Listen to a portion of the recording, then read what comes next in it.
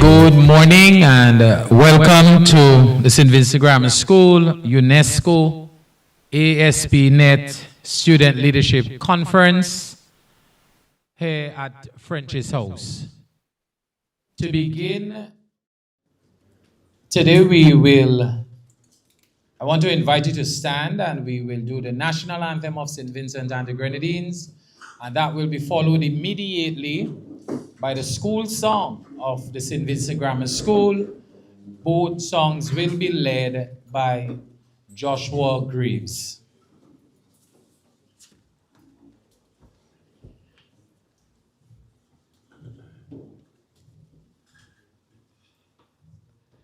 Saint Vincent's land so beautiful, with joyful hearts we pledge to thee our loyalty and love, and vow to keep you ever free. Whatever the future brings, our faith will see us through.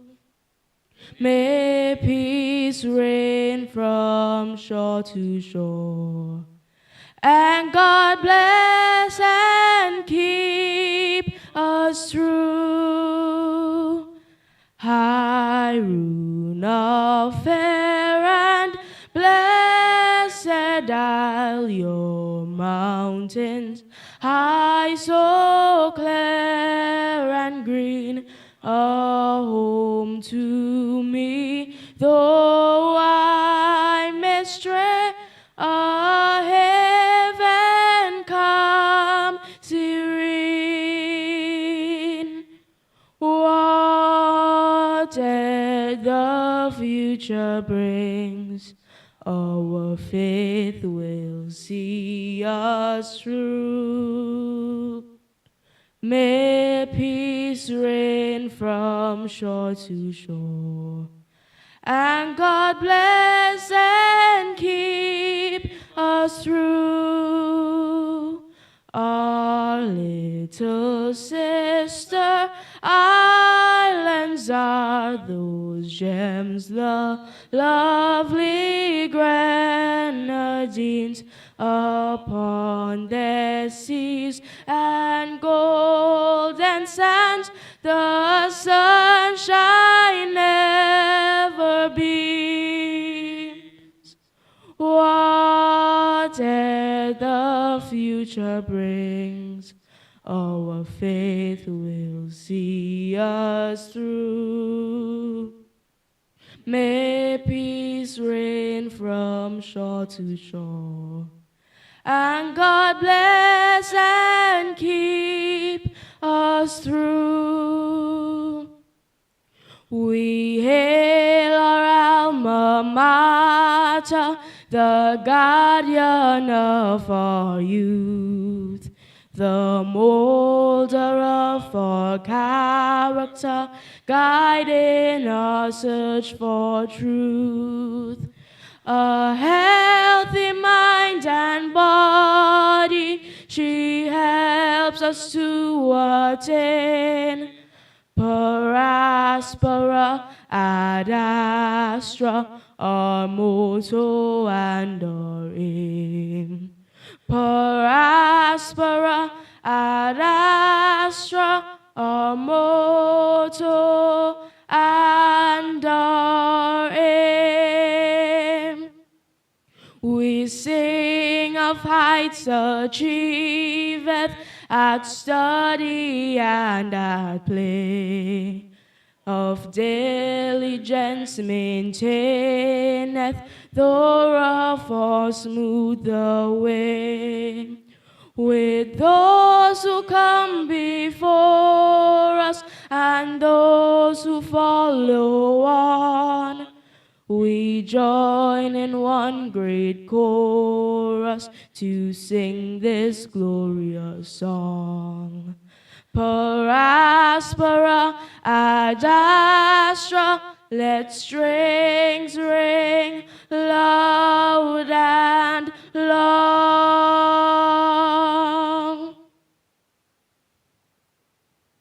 Remain standing at this time. We have the opening prayer. I invite Jordan Hunt, interim deputy head boy, to lead us in the prayer.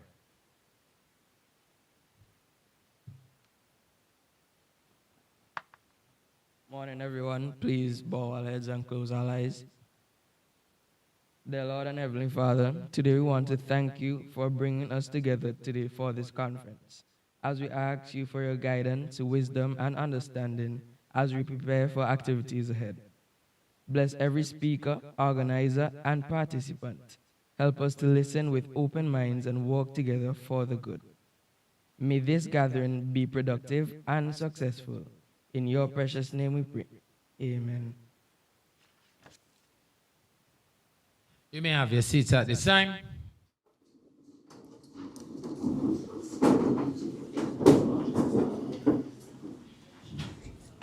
The Honorable Sinclair Leacock, Deputy Prime Minister and Minister of National Security, Disaster Management and Immigration, and in his capacity today as Acting Prime Minister. Honorable Philip Jackson, Minister of Education, Vocational Training and Innovation, Digital Transformation and Information. Dr. Eric Falt, Regional Director, Unesco Caribbean Office. Mrs. Janelle Henry Rose, Secretary General, St. Vincent and the Grenadines National Commission for UNESCO and National Coordinator, ASPA Net School Program. Mr. Hugh Collins Sam, Headmaster of the St. Vincent Grammar School, specially invited guests, members of staff of the St. Vincent Grammar School and teachers of our honored invited school today, executive members of school clubs and other students, members of the media, members of the extended audience viewing on the various social media platform, VC3, API, NBC 705, all the social media platform streams, and you can let your loved ones know that they can check the stream on these platforms. I take this opportunity to welcome each of you to this very special occasion, that is the St. Vincent Grammar School Student Leadership Conference, hosted by UNESCO through its school network, Aspnet, which is hosted at the St. Vincent Grammar School through the Environmental Club. In 2025, the St. Vincent Grammar School applied to UNESCO to become a member of the Aspnet Association. In March of that year, our application was accepted, and to date, the St. Vincent Grammar School is the lone school in St. Vincent and the Grenadines to be a member of this organization. We hope to change that pretty soon. The UNESCO Associated Schools Network, ASPNet, connects close to 10,000 schools in 167 countries around a common goal to build peace in the minds of children and young people. Through concrete actions, member schools promote the ideas of UNESCO, valuing rights and dignity, gender equality, social progress, freedom, justice and democracy, respect for diversity, and international solidarity. The network operates at the international and national levels with three clear priorities: education for sustainable development, global citizenship, education, and intercultural and heritage learning. Today, we have invited each club from our school or group to send 2 executive members of the club to participate in this conference. As you can see from the various club t-shirts that we have quite a few active clubs at the St. Vincent Grammar School. Today, we have representation from the prefect body, the person of the interim head boy and the 2 deputies. We have representations from the student council, peer counselors, Red Cross Society, the Math Club, the IT Club, the iCode Club, Heritage Club, Interact Club, Chess Club, Cycling Club.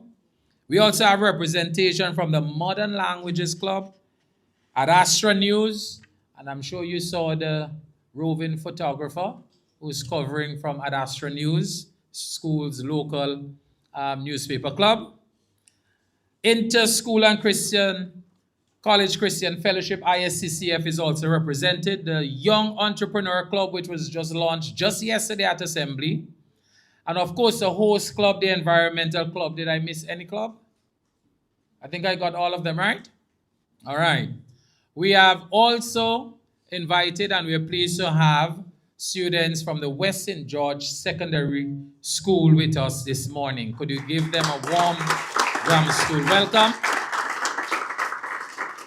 As was said, we want the message of ASPNet schools to go to other schools, so we have partnered with West St. George School. Today we have chosen to focus on fostering a culture of peace. This is deliberate, based on what is happening in our society around us. It is no mistake that we have in our midst the Minister of National Security and the Minister of Education, whose presence we value today as we seek to have our student leaders discuss and share their thoughts on the issue of school violence. The school is one of the institutions that is tasked with protecting the nation's children, along with the family and the church. However, in recent times, schools have been challenged in carrying out this function, and as such, the issue requires that all stakeholders come to the table with ideas as to how to solve this vexing but growing problem. Today, we will hear from the students as well as the policy makers. Please know that this is not a one-off event. This is just a beginning, and we do intend to take this message of peace throughout the nation by using the tools at our disposal. As an all-boys educational institution, we believe that it is critical that our boys lead the charge, since statistics will show that an overwhelming high percentage of crime and violence involve our young men. We are losing too many of our young men to crime and violence, especially gun violence. So we are taking a hands-on approach as a school to dealing with the issue. We look forward to hearing from our student leaders shortly. So please feel welcome today to this Student Leadership Conference as the student leaders of our school take the podium to address this current issue. And I'm sure that the policymakers and Dr. Eric will be listening closely to hearing what our young men have to say on this subject matter. But just before we hear from our students, I want to invite the local Secretary General of UNESCO office, Mrs. Janelle Henry Rose, to give some brief remarks. Welcome.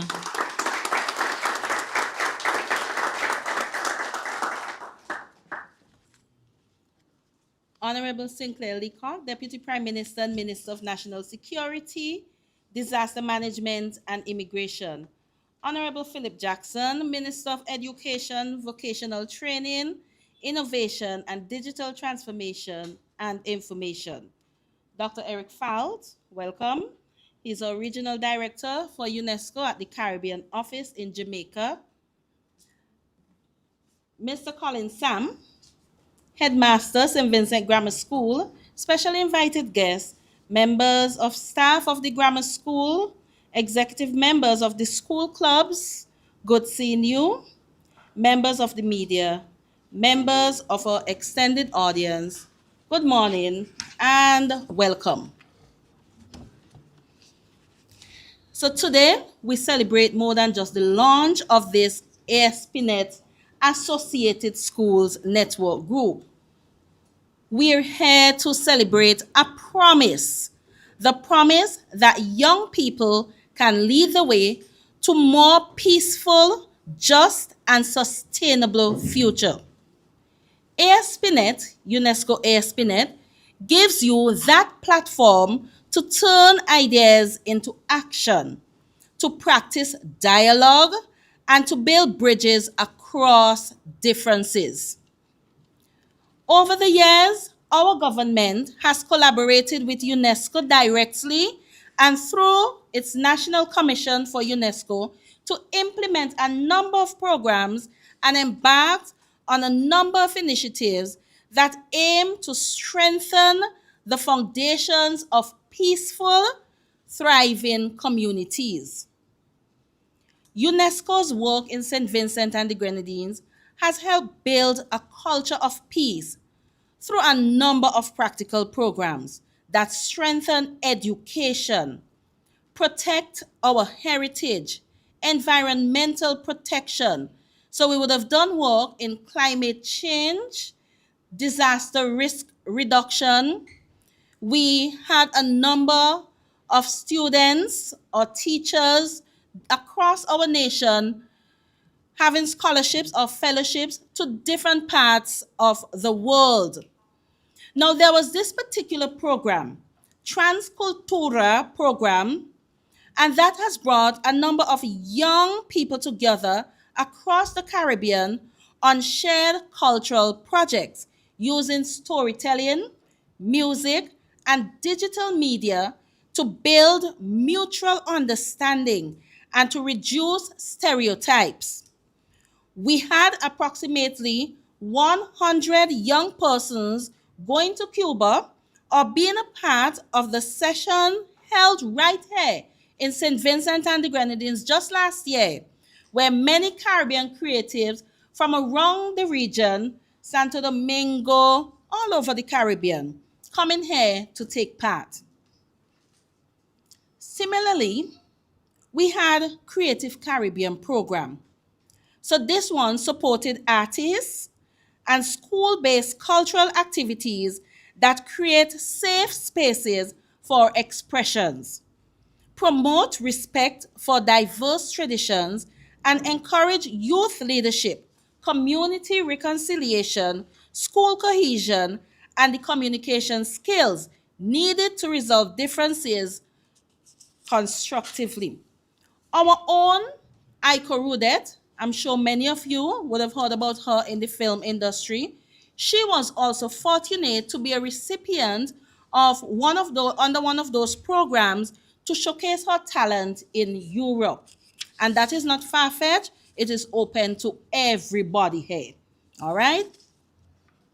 We look forward to the day when you would visit our Aspnet groups or even hosting with a view of making your contribution to restore world peace.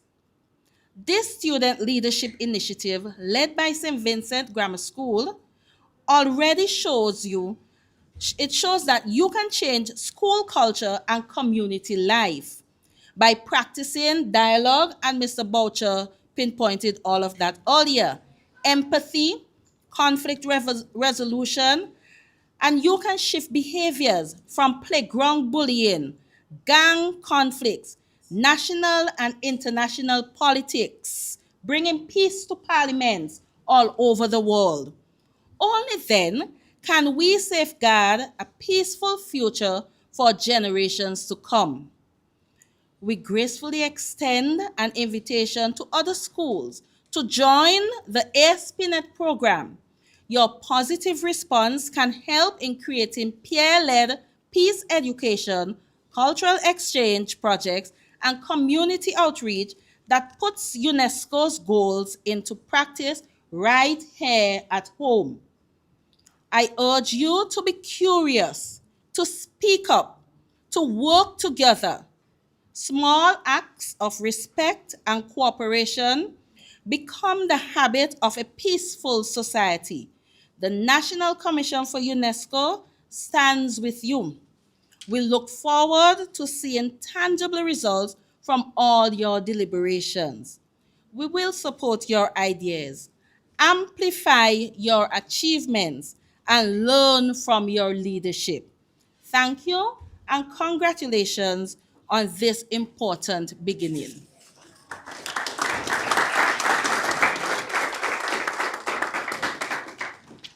Thank you very much, Mrs. Henry Rose. And we pledge our commitment as a school to continue the role that we have started here today in giving a platform to our young men to discuss topical issues. And today, we have our young men there ready. Recently, when we were planning this conference, Fostering a Culture of Peace, we had several persons lined up to make presentations, but we heard from our students and we pivoted to give them a platform. It was just for the students at the St. Vincent Grammar School, but we want to amplify their voices today to the nation and around the world. So the topic that they have researched goes like this: school violence is no longer a distant threat, but a frightening reality. It exposes a deep-seated decline in our social, familial, and educational foundations, demanding immediate and decisive action. So several of our students are ready. They're all representing the fourth form level. And I'm going to invite the first presenter, and I want you to really give them your support and appreciation. It's not easy to come and stand here now, not just here, but they realize that several thousands may be watching them at this time. So put your hands together as we welcome from Form 4 General, Jordan Glasgow.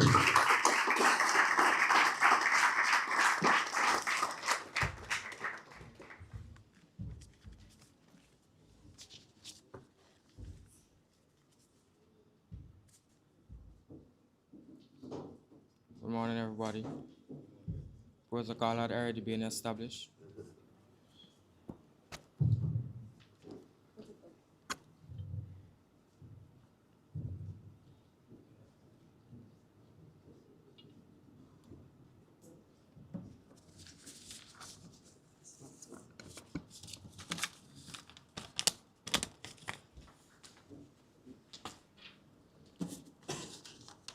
Imagine sitting in a classroom trying to focus on a mathematics lesson when suddenly shouting erupts. A fight breaks out, desks overturn, phones begin recording. Fear spreads through the room faster than the truth itself. For many students around the world, this is no longer an imagination or something seen only in movies. It is reality. School violence is no longer a distant threat but a frightening reality.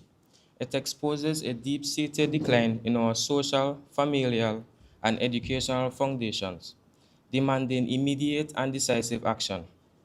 Violence in schools have become one of the greatest challenges facing modern society. It appears in many forms: bullying, gang activities, physical fights, verbal abuse, cyberbullying, possession of weapons, and even attacks against fellow students and teachers. Schools, which should be a safe space for learning and growth, are increasingly becoming environments of fear, anxiety, and emotional distress. Today, I stand before you to argue that school violence is not simply the fault of bad children. Instead, it is the result of broken social values. If we truly wish to solve this crisis, we must stop treating the symptoms and begin addressing the root causes. Primarily, school violence reflects the decline of our social foundations. We live in a world where aggression is constantly glorified. Violence dominates movies, music videos, and even throughout social media. Young people are exposed daily to the content that promotes vengeance, disrespect, and cruelty as a form of dominance. On social media platforms, fights are recorded and shared for entertainment. Instead of helping the victims, some students laugh, cheer, or even upload the videos online for attention.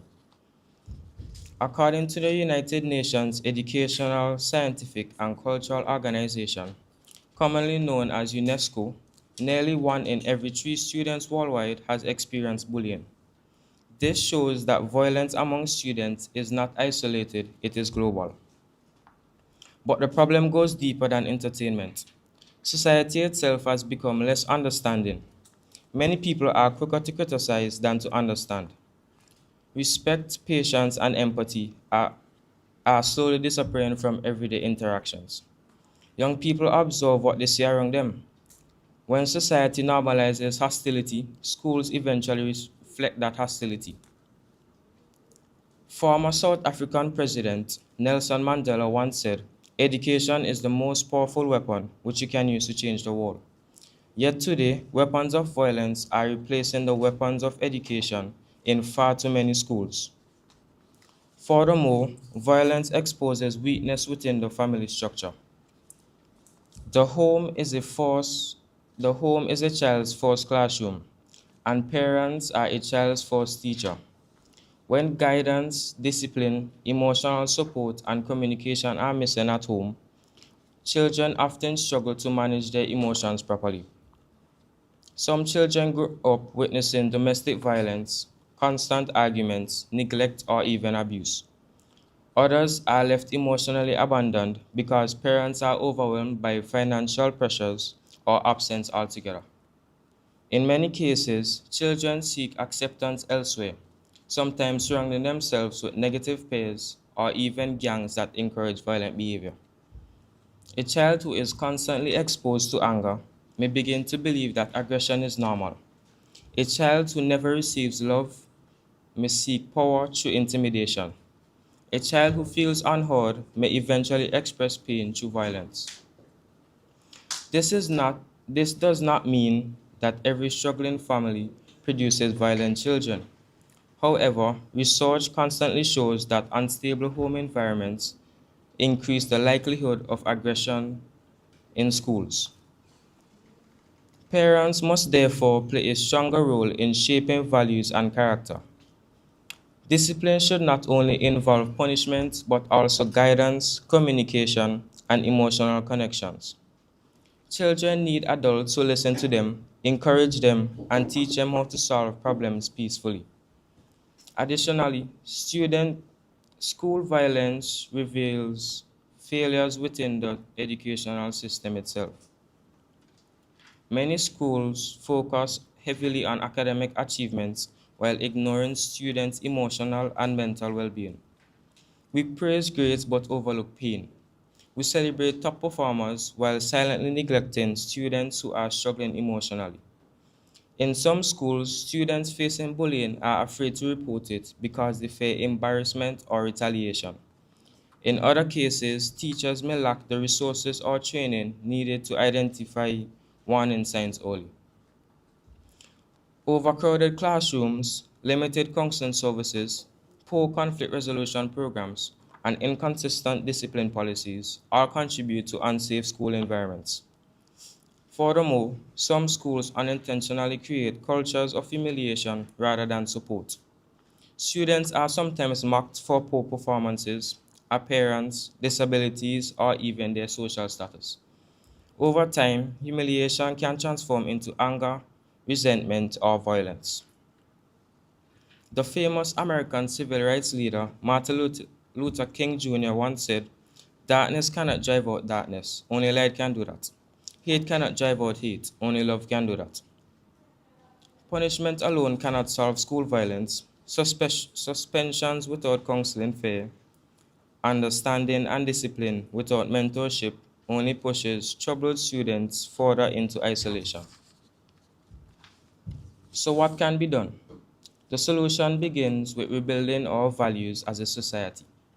We must teach young people that strength is not found in intimidation, but within self control. Schools and communities should promote empathy, respect, kindness, and conflict resolutions from an early age.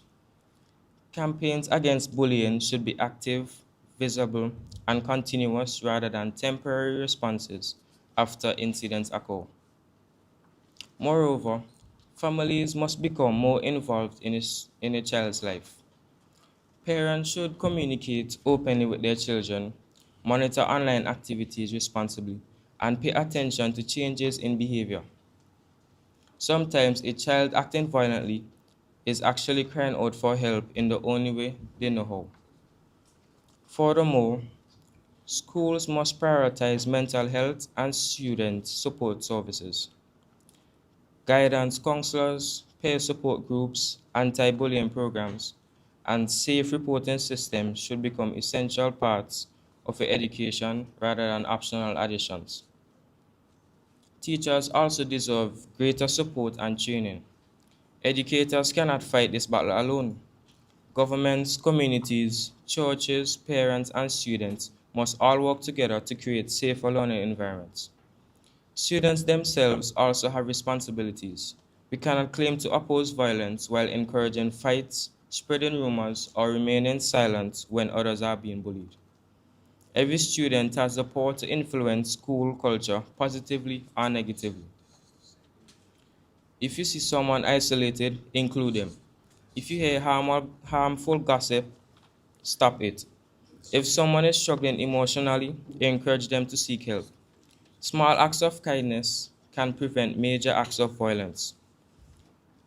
Ladies and gentlemen, school violence is not merely about fights in hallways or disruptions in classrooms. It is a warning sign.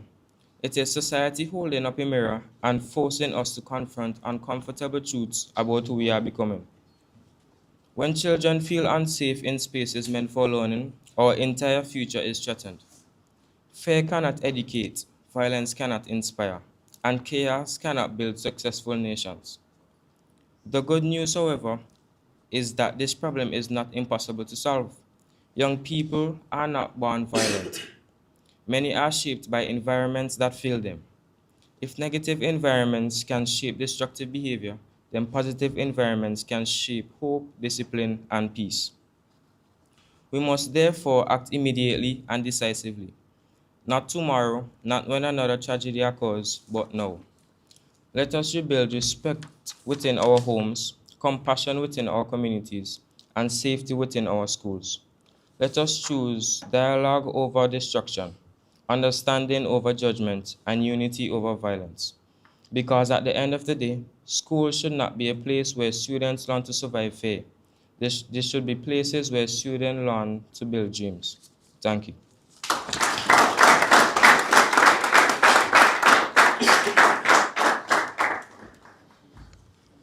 Thank you very much, Jordan. And remember, students, participants, we want you to jot down your points, the main points that impact you while the speakers are presenting. Use the folder, the sheets in your folder to make the salient points, because we want to do some interviews later on, so we want you to jot down your main points. So at this time, I'm going to invite from Form 4 Integrated, could you help me welcome Tishon Oliver?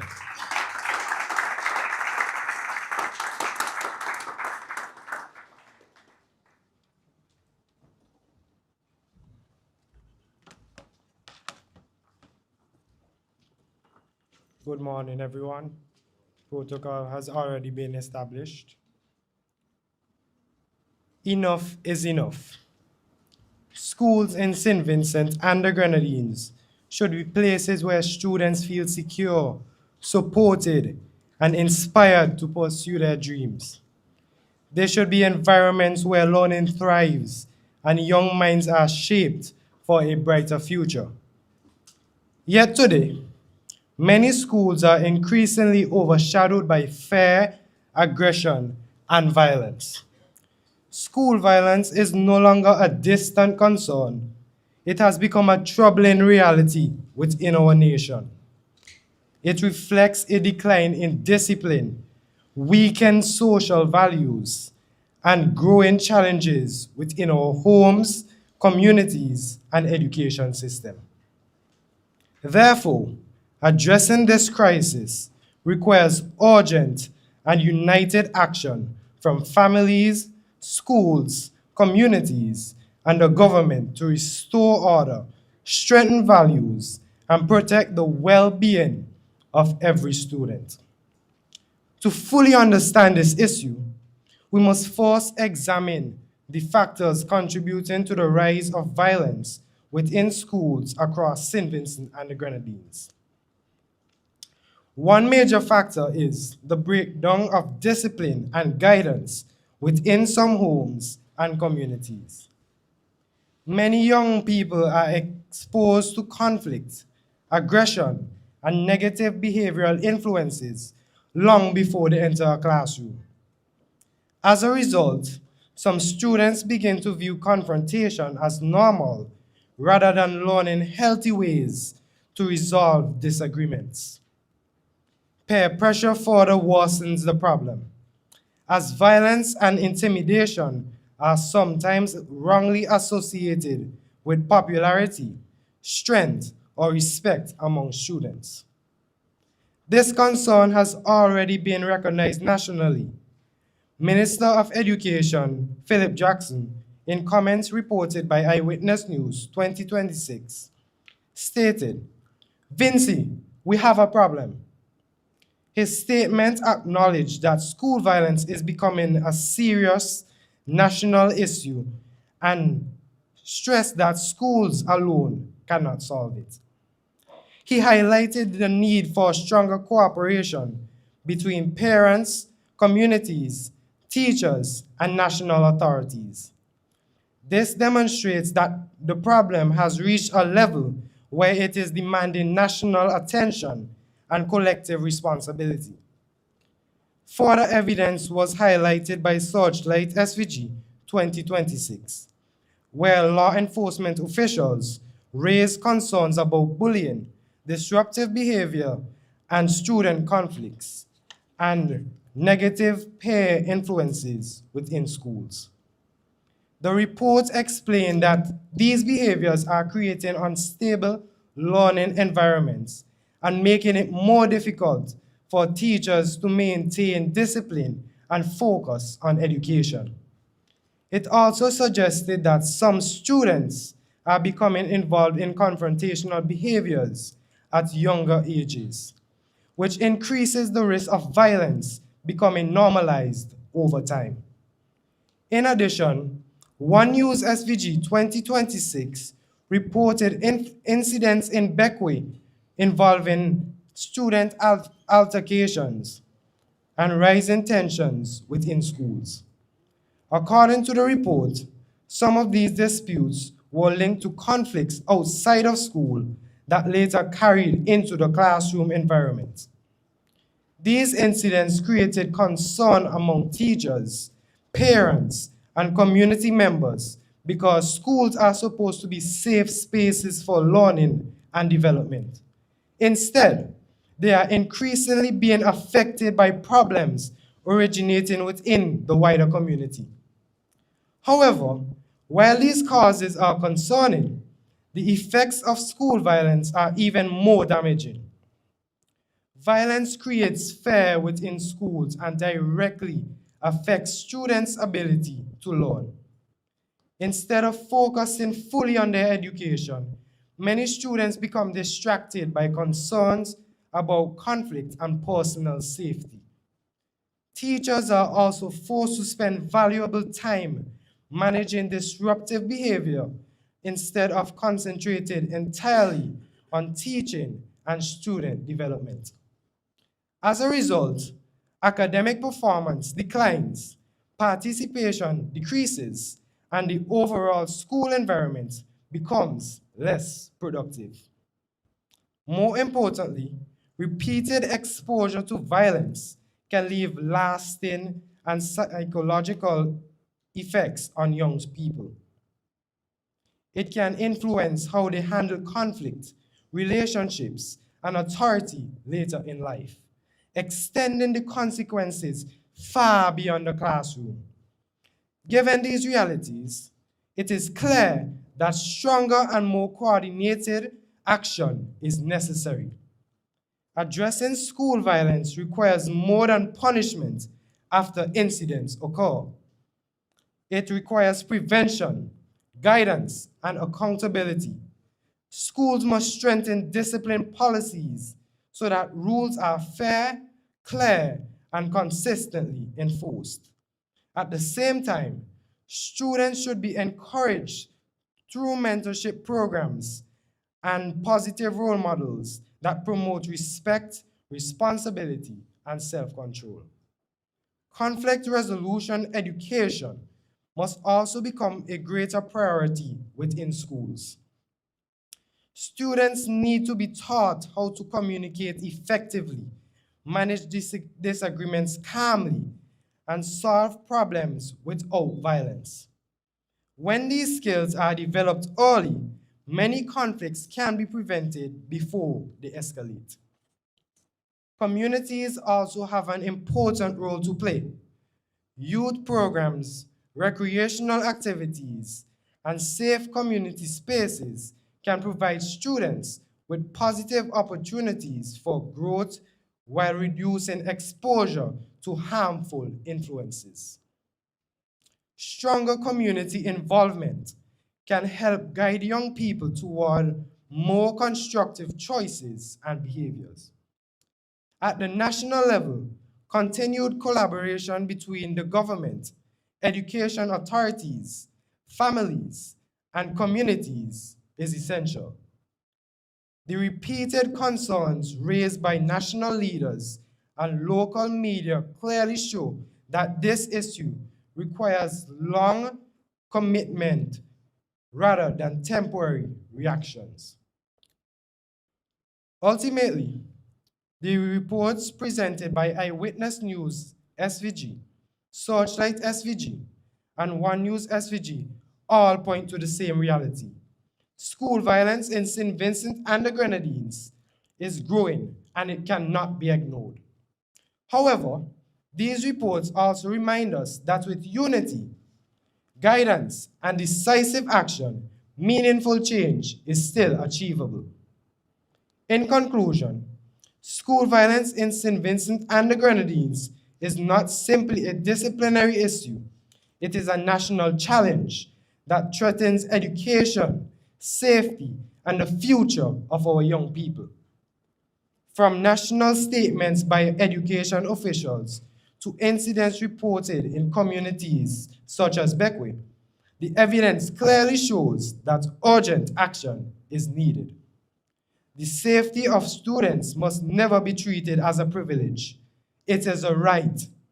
Therefore, when we say enough is enough, those words must become more than frustration or concern. They must become a commitment to action. A united effort is needed to restore discipline, strengthen values, and ensure that every student in St. Vincent and the Grenadines can enter a classroom feeling safe, supported, and ready to learn. Because when silence continues, the problem grows. But when a nation unites, change becomes inevitable. Thank you.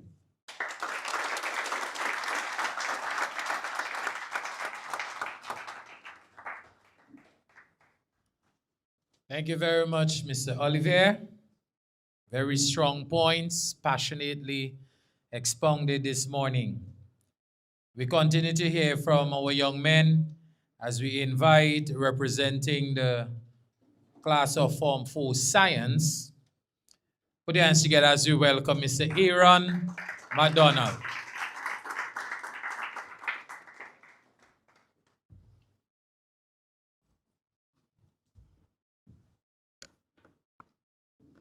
Good morning, everyone. Protocol already being established. The song Just Do It by Meds Boss is probably the most popular song in the Caribbean among the youths at the moment, amassing over 22 million views within 5 months. Chairperson, I completely agree with the topic. Violence in our schools is no longer a distant threat, but is now, more than ever, a frightening reality. This violence exposes a deep-seated decline in our social, familial, and educational foundation, demanding immediate and decisive attention. It starts in families, in the communities, and even in a van on the way to school, where the hottest song is playing. However, what is school violence? The United Nations Educational, Scientific, and Cultural Organization, UNESCO, defines school violence as all forms of violence that take place in and around schools and is experienced by students and perpetrated by other students, teachers, and other school staff.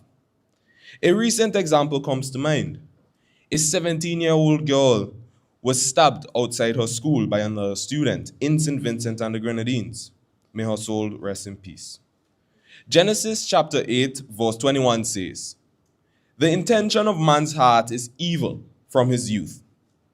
That doesn't mean that every child is hopeless, but it means that we should not pretend that all children are born morally right. When family structure breaks down and parental guidance is absent, the tendencies of violence come out in our classrooms. That is why we are seeing more fights, more stabbings, and more students openly proclaiming gang affiliations. Chairperson, let me identify some causes of school violence.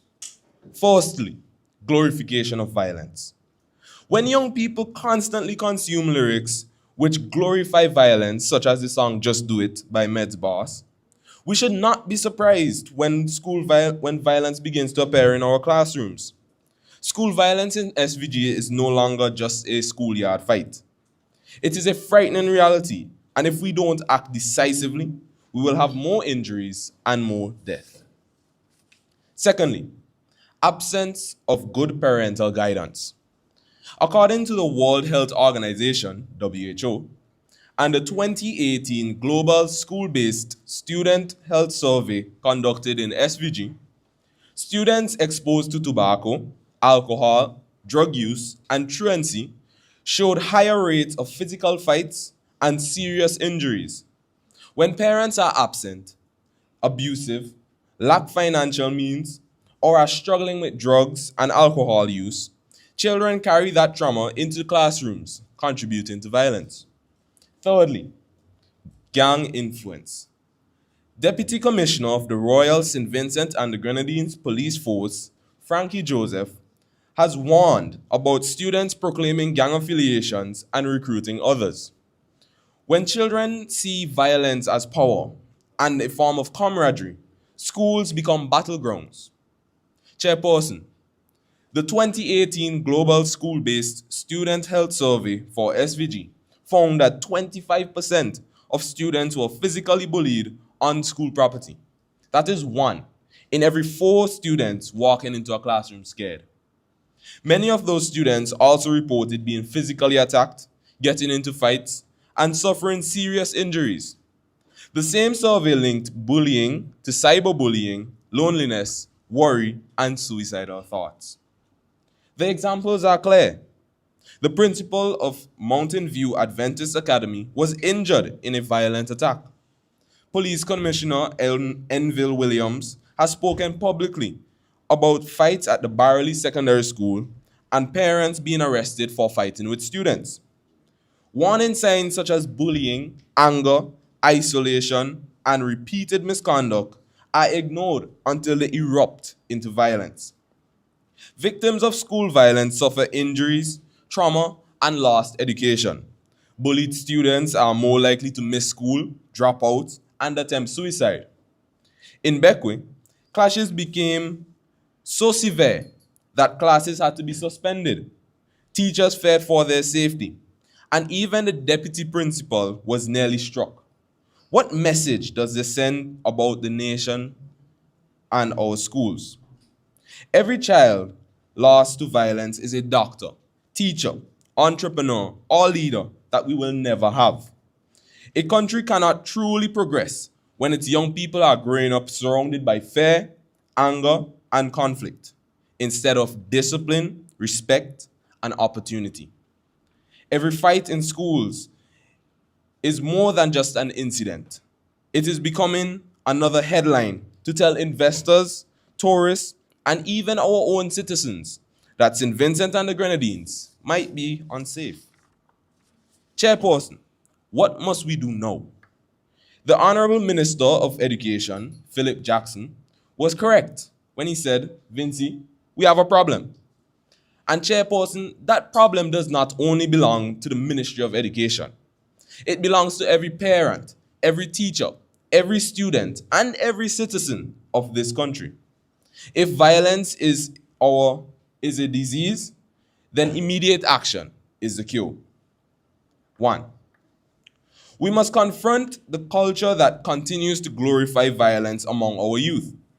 We cannot condemn violence in our schools while celebrating it in our music, social media, and even our everyday conversations. When violence becomes entertainment, young minds begin to see aggression as normal and respect as a weakness. Instead, we must promote positive role models, peaceful conflict resolution, and the understanding that true strength is shown through discipline and self-control. 2. Proper parental guidance and leadership. Parents cannot encourage aggression at home while expecting peace at school. Respect, self-control, and accountability must first be taught around the dinner table before they can be expected inside the classroom. After all, the home is the first institution of learning. 3. Beyond the school gates, the wider community has a responsibility. The police alone cannot solve a crisis rooted in broken values and weakened social structures. Churches, youth groups, sports clubs, and community leaders must actively invest in our young people. Mentorship initiatives and police youth clubs can redirect students towards discipline, leadership, and purpose. Chairperson, if we fail to guide our youths today, tomorrow's consequences will be greater than today's headlines. School violence is a symptom of a deeper sickness in our society that must be purged from our midst. It starts with us deciding that no child's life is worth losing to a fight over so-called badness. Let SVG be known for the courage to stop violence in our school, rebuild our families, restore respect, and reclaim our students to make schools safe and places for learning and growth. Guide our youths to be kind, compassionate, and forgiving each other. Thank you.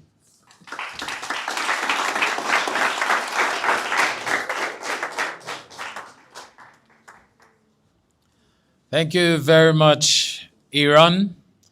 And if you notice, we did not preview the contents of the speeches. The students did their own research.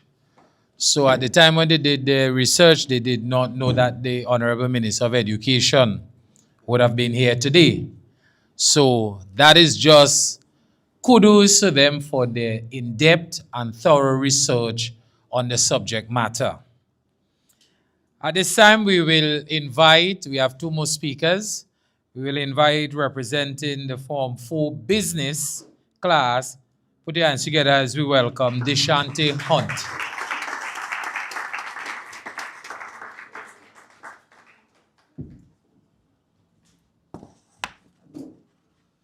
Good morning.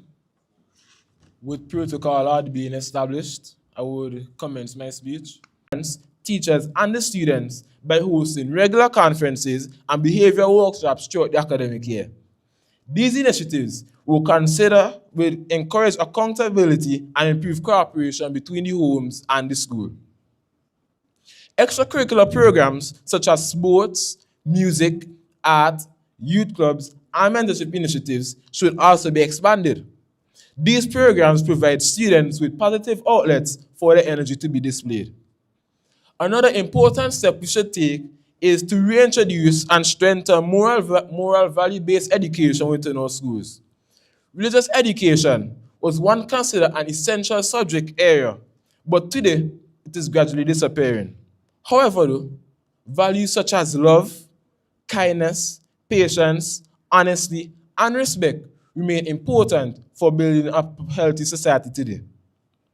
Religious education and broader character education programs are needed. Schools must actively teach students how to coexist respectfully, and responsibly. Additionally, stronger security measures around the schools. For far too long, school environments have been negatively influenced by loiterers, gamblers, smoking, and other illegal activities taking place near school compounds. Increased surveillance and stricter monitoring can help protect students from dangerous external influences. The church and other community organizations also have an important role to play. Rather than distancing themselves from struggling communities, they should actively engage with young people through mentorship programs, youth groups, sport clubs, art programs, outreach activities, community collaboration. These activities can help the children to develop productive lifestyles. According to Darcy Lund-Nuttall, if a child is with tolerance, they learn patience. If a child is with acceptance, they learn love. If a child is with encouragement, they learn confidence. If a child is with friendliness, they learn that the world is a nice place in which to live. The environment in which children are raised greatly influence the adults they eventually become. To conclude, the evidence presented clearly demonstrates that school violence is no longer a distant threat, but a threat in reality. The increasing levels of aggression, fear, and instability within our schools reflect a deep decline within our homes, communities, and the society at large. However, this problem is not beyond repair. If parents, schools, churches, communities, and the government both work together to restore discipline, strengthen moral values, provide emotional support, and create a safer environment for our children, a positive change is possible. Therefore, let us awake from our slumber, rise above our challenges, and take immediate and decisive action to secure a safer and brighter future for our children. I thank you.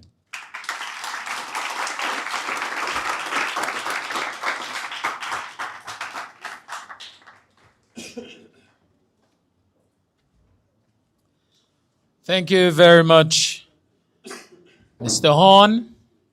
And we have our final presenter this morning, representing Form 4 Arts.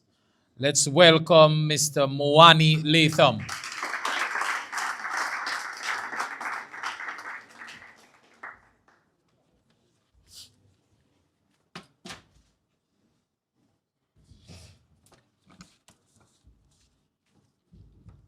Good morning, everybody.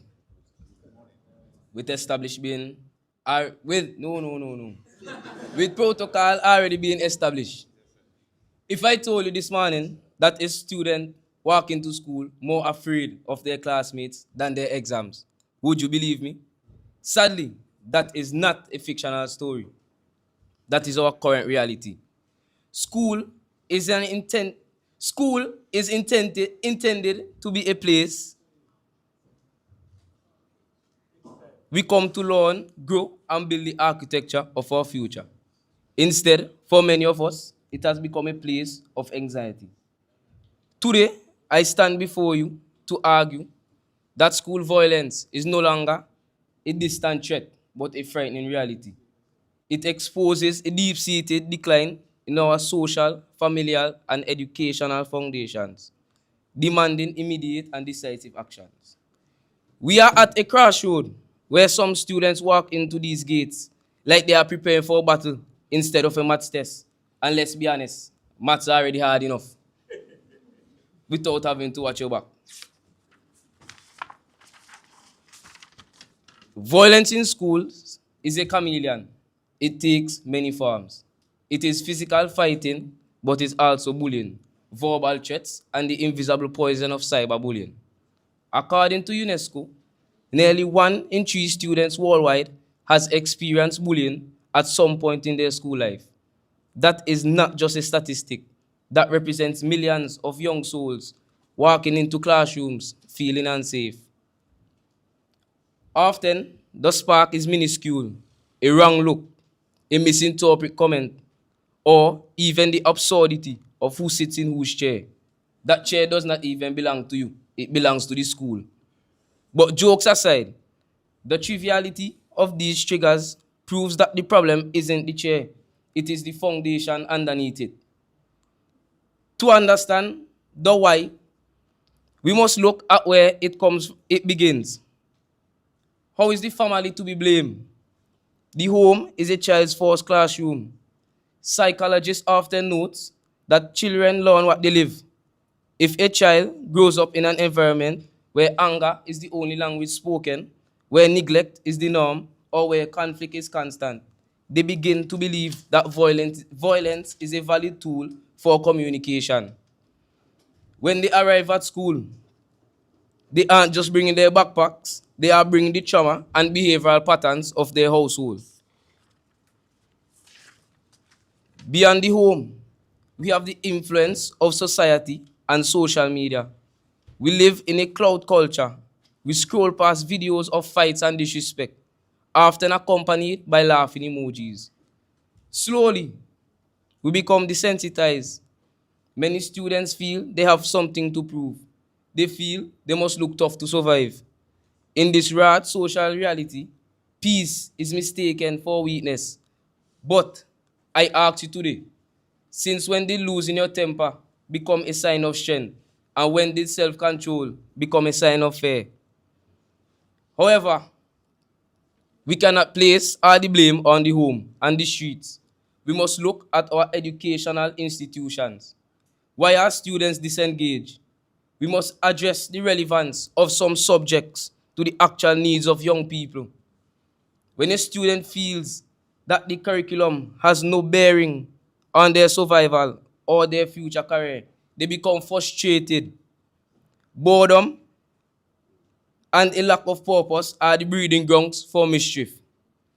Furthermore, we are suffering from a lack of empathetic counselors. We have many teachers who can tell us the value of X in an equation, but we have too few professionals trained to help us find the value in ourselves. A student who is hurting inside needs an ear to listen, not just a hand to sign a detention slip. But if we have to truly fix these cracking foundations, we must look at the moral compass of our community, the church.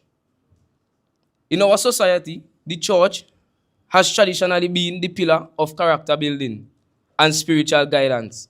Yet, we must ask, where is that influence now? For a concerted effort to work, the church must go beyond its 4 walls. It cannot just be a place where we visit on Sundays. It must be a sanctuary for the youths throughout the week. We need the church to collaborate with schools to provide mentorship program and safe spaces where students can learn values like humility, forgiveness, and patient values. Values that are often missing in viral fighting videos. When a child is failing at home and struggling at school, the church should be the safest net that catches them. It is time for religious leaders to realize that the soul of our nation is being tested in the schoolyards and they have a seat at the table of the solution. Fixing this requires a radical collaboration between the home, the school, society, and even the church. Number one, schools must teach emotional intelligence and provide relevant, engaging education. Two, parents must reclaim their role as the primary teachers of respect. Three, the church and society must provide moral guidance and positive role models that show our youth that badness is not a career path. As I conclude, I want to speak directly to my peers. We must change the mindset that violence equals power. Violence is not strength, noise is not power, fear is not respect. Real strength is the courage to walk away. Real power is the ability to master your own emotions. As Nelson Mandela famously said, education is the most powerful weapon which you can use to change the world. But if our schools remain battlegrounds, that weapon becomes blunt. Let us turn our schools back into places of growth. We are not here to fight each other. We are here to fight for our futures. Every single student deserves to walk into school feeling safe, not scared. I thank you.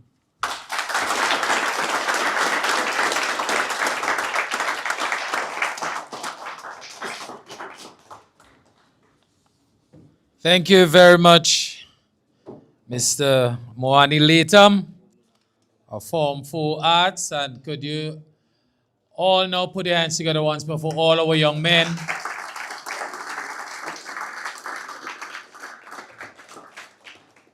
Each of you represented very well. Strong thoughts on the subject matter.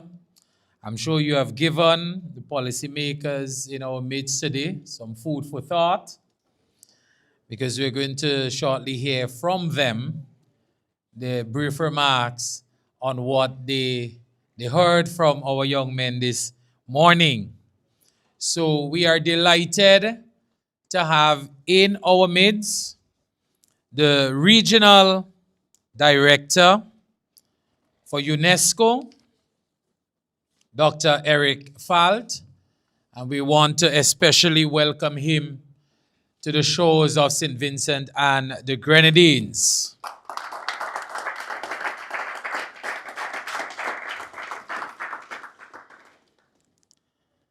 Now in July 2025, Dr. Eric Falt was appointed as the regional director of the UNESCO Office for the Caribbean, based in Kingston, Jamaica. He is the UNESCO representative to Antigua and Barbuda, the Bahamas, Barbados, Belize, Dominica, Grenada, Guyana, Jamaica, St. Kitts and Nevis, St. Lucia, St. Vincent and the Grenadines, Suriname, Trinidad and Tobago, as well as Anguilla, Aruba, British Virgin Islands, Cayman Islands, Curacao, Montserrat, and St. Martin. A lot of areas to cover. Dr. Falt was previously based in Rabat, Morocco, 2022 to 2025, as the regional director of the UNESCO office in Maghreb and UNESCO representative in Algeria, Libya, Morocco, and Tunisia. From 2018 to 2022, he was based in New Delhi, India, as regional director of the UNESCO office for South Asia. 2010 to 2018, he was Assistant Director General for External Relations and Public Information, based at UNESCO headquarters in Paris, with the rank of Assistant Secretary General of the UN. With 35 years of experience at the United Nations, Dr. Fald also served in New York as Director of the Outreach Division of the United Nations Department of Public Information, and in Nairobi, Kenya, as Director of the Communications Division of the United Nations Environment Program. Previously, he was Director of the United Nations Information Center in Islamabad, Pakistan. A national of France, Dr. Fald also served in the 1990s as a spokesperson for the United Nations peacekeeping and humanitarian operations in Cambodia, Haiti, and Iraq. A wealth of experience. He is married and can identify with you young men as he has 5 sons. So, to bring us some brief remarks today, could you put your hands together and welcome Dr. Eric Fald. Thank you. Thank you very much for this extended presentation. You're making me sound ancient, and I don't know how I'm going to be able to relate to this young group. I hope they will listen to me. In any case, Honorable Sinclair Leacock, Minister of Security and Acting Deputy Prime Minister, Honorable Philip Jackson, Minister of Education, Mrs. Janielle Henry Rose, UNESCO Secretary General for the National Commission of St. Vincent and the Grenadines. It's really a pleasure to be with all of you today, and I actually want to start by thanking you for the format of this event, because usually, it would be the ministers and myself and Janelle who would speak, and then we sort of disappear because we have busy schedules and we don't hear what you have to say. So I think thank you for turning that around and forcing us to listen to the voices of youth.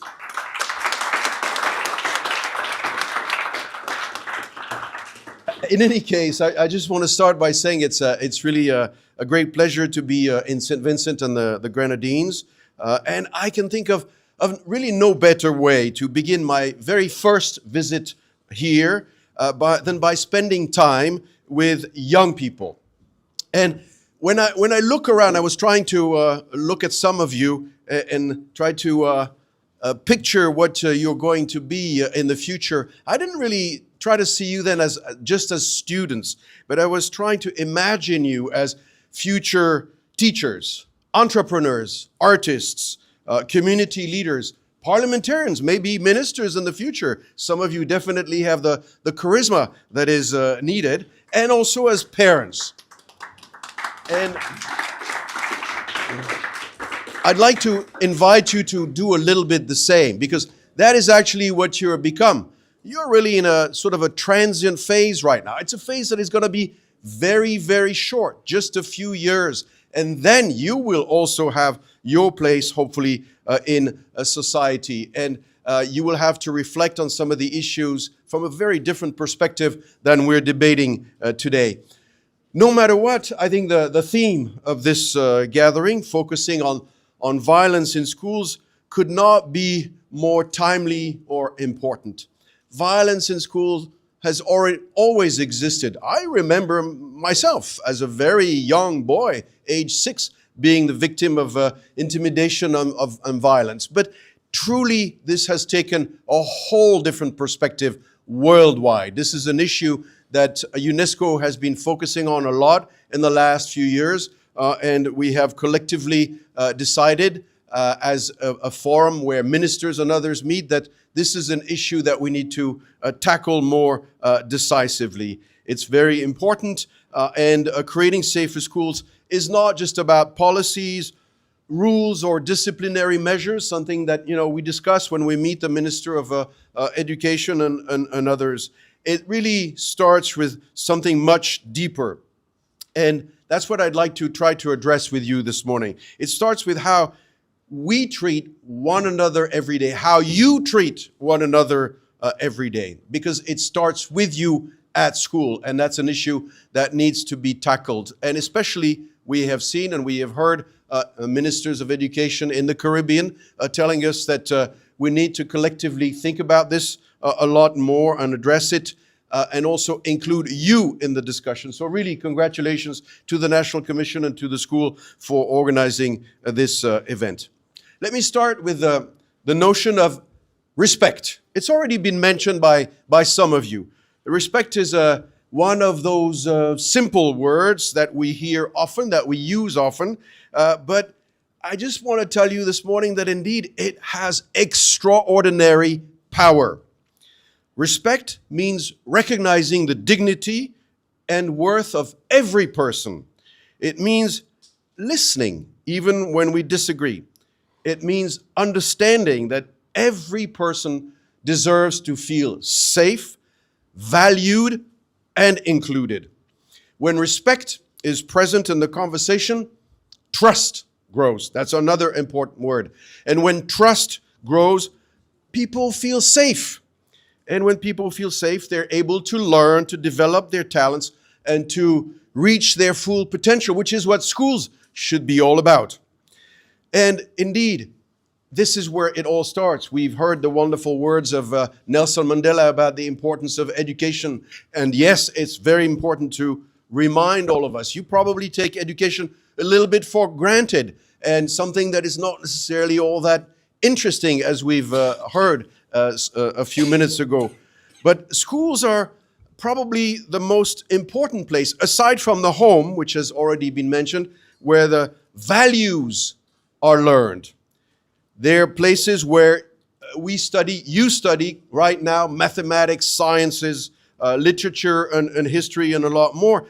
But they're also places where you learn to live together. That's where it all starts before you become actual members of, full members of society. That's where you learn how to cooperate, how to hopefully resolve disagreements, how to appreciate differences, and how to support one another. Unfortunately, violence has become a very scary reality in many societies around the world, and including within schools. It can take many forms. I think you've all touched upon this issue, but just to remind everyone, I mean, it can be physical, of course. More and more, it is also verbal and affecting, well, in many ways, even more than physical assault can bring. It may take the form of bullying, intimidation, exclusion, or daily harassment. Increasingly, and that's an area also where UNESCO is attaching a lot of importance to, it can happen online, where hurtful comments and messages can spread rapidly and leave lasting scars. Every one of you here, I'm sure, has witnessed conflict. Every one of you has probably seen someone being teased, excluded, threatened, or humiliated. The question, therefore, is not whether violence in schools exists. The question is what you choose to do when you encounter it. And this is where another important word comes in: leadership. Too often, leadership is associated with titles and positions. People think leaders are those who stand on stages like we're all doing today, or wear special badges, or hold official responsibilities. Yes, but leadership begins long before any title. Leadership, I would argue, is about influence. Each one of you already influences someone, at least one, or probably many more people. You influence a friend, you influence a teammate, a younger brother or a sister, a classmate. And whether you realize it or not, people watch your actions and take cues from your behavior. It means, therefore, that each one of you has the power to make your school a safer place. Many young people hear messages about strength every day, and I think it was touched upon by several of you already. And sometimes strength is portrayed as being tough, intimidating, or always having the last word. But I would suggest it's something different. Real strength is being able to walk away from a fight when everybody expects you to join in.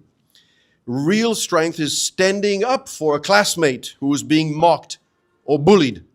Real strength is controlling your anger rather than allowing the anger to control you. Real strength is about showing respect. We talked about that word earlier, even when respect is not being shown to you. And perhaps most importantly, real strength is having the courage to do what is right when it is not easy. There are practical ways each one of you can make a difference. And let me try to make some suggestions. First of all, I would suggest that you can refuse to be the audience for violence. Too many conflicts grow because others encourage them, laugh at them, or nowadays record on their phones. Imagine how different situations might be if actually the crowd chose to calm tensions rather than fuel them. Imagine if you helped when someone pulls out a phone to record an incident that is happening and you can actually advise them that this is not right. Another suggestion I would like to make is to reach out to those who may feel isolated. This is also an area where UNESCO has spent a lot of time researching, and we know that psychological impact of the bullying can take many dimensions and have tremendous impact. And often sometimes begins simply with exclusion. A simple act of kindness, an invitation to join a group, or a genuine conversation can make an enormous difference in someone's life. Third, I would like to invite you to use your influence positively. At your age, young people often listen to their peers more than to the adults. We all know that. But never underestimate the impact of your words and example on your peers. That's a very important advice, I think. And then speak up when something is wrong. You do not need to be confrontational. Sometimes leadership is simply saying, hey, that's not right, or please, leave him alone. And finally, never be afraid to seek help. Asking for support is not a sign of weakness. It is often a sign of wisdom and courage. These actions that I'm referring to may seem small, but together they create something powerful, a culture of peace. It was referred to earlier, and it certainly stands at the heart of UNESCO's mandate. A culture of peace is not simply the absence of violence. It is the presence of empathy, dialogue, inclusion, understanding, and mutual respect. It is built one conversation, one friendship, and one decision at a time. At UNESCO, we definitely believe deeply in the power of education to build peace. UNESCO actually was founded on a very simple and profound idea. It stands at the heart of our mandate. Let me just quote it briefly, and if you're interested in researching more what it means, please go ahead.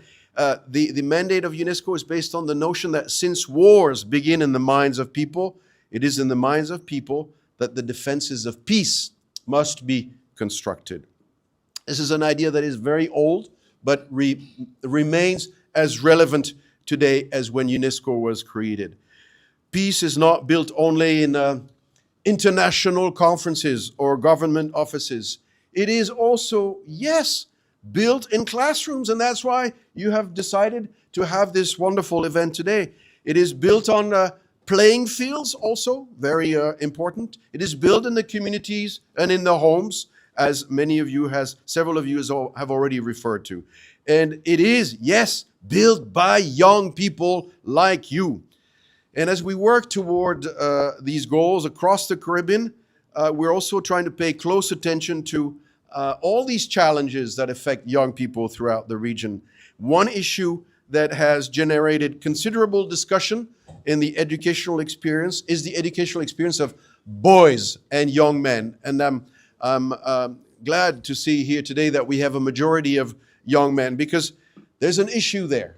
There's an issue. And all the ministers of education have been telling us in the Caribbean, we need to tackle this together, to have a forum to discuss at our level why this issue of violence in schools has come about, and why does it involve so many young boys and men. Therefore, I'm very pleased to announce that later this year, in November, 24 and 26 November, I believe, we will be co-organizing with the Ministry of Education of Jamaica a regional conference on boys' education. It will take place in Montego Bay in Jamaica, and this is a gathering that will bring together educators, policymakers, researchers, and also youth representatives. Excellency, you will of course be invited to this event, and I hope that not only will you join, but that you will make sure that your colleagues join, because I know that you all have heavy agendas, but this is really meant to be a defining moment to tackle an issue of great importance everywhere in the Caribbean. We're also going to invite one young man for each one of the countries of the Caribbean, and we'll be working with the Ministry of Education to make sure that the young man who will join us from St. Vincent and the Grenadines is truly representative. Maybe he's in the room today already. That will be for you to decide. We will have specific criteria, but I've already heard several of you who could probably join us, and I wanted to mention this. So we very much hope that St. Vincent and the Grenadines will be ably represented. And I'm very glad that you are here today, Excellencies, to listen to the young people. As I conclude, I've been too long already, I really would like to leave you with one final thought, if I may. 10 years from now, 20 years from now, what will people say about your generation? What will your children say about your generation? Will they say that you accepted violence because it seemed normal, inevitable? Or will they say that you changed the atmosphere in your schools and communities because you had the courage to lead? Every one of you has the ability to influence in small or big ways the environment around you. Every day, through your words, your choices, and your actions, you are helping shape the culture of your school. You can contribute to fear or to confidence, to exclusion or to belonging, to conflict or to understanding. It's a choice for you to make. Violence ends where respect begins. So let us make these words more than the guiding principle for this conference. Let us make them a principle that guides your actions, your schools, your communities, and the Caribbean region at large. Thank you very much, and I hope that this will be a productive conference.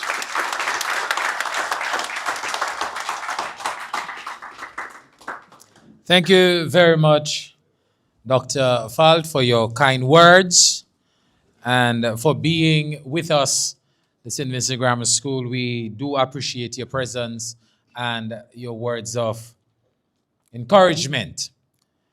We want to hear certainly from our two ministers who are with us this morning.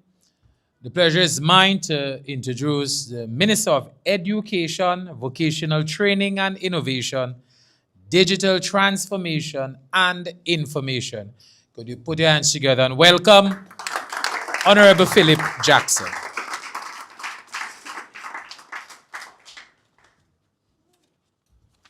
Good morning, everyone. Thank you very much, Master of Ceremonies. I'd like to recognize on our presence our Deputy Prime Minister, but who is also acting today as Prime Minister, the Honorable Sinclair Leacock.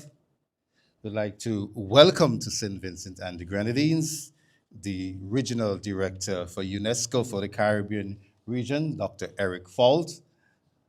Please feel free and welcome to Hairuna, Home of the Blessed. I'd like to recognize the presence of Mrs. Janine Rose, who is our UNESCO commissioner. And my former roommate and very good friend, the headmaster of the St. Vincent Grammar School, Mr. Colin Sam, and our special guest, our cultural icon, Mr. Rose. Now, before I go further, our commissioner, Mrs. Rose, and Mr. Rose is our cultural ambassador.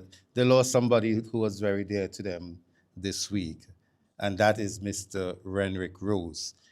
And in his own way, Mr. Rose was a warrior for peace. I remember him as a freedom fighter, someone who was committed to social justice and economic justice, especially for our farmers, many years at WINFA and Fair Trade. So I'd just like to just take this opportunity to, even though they are grieving, they're here with us, and to recognize the contribution of Mr. Renwick Rose. To our students, a very pleasant good morning. And I'd like to welcome not only the students of the St. Vincent Grammar School, but they're joined by the students of the West St. George Secondary School. Let's give them a round of applause.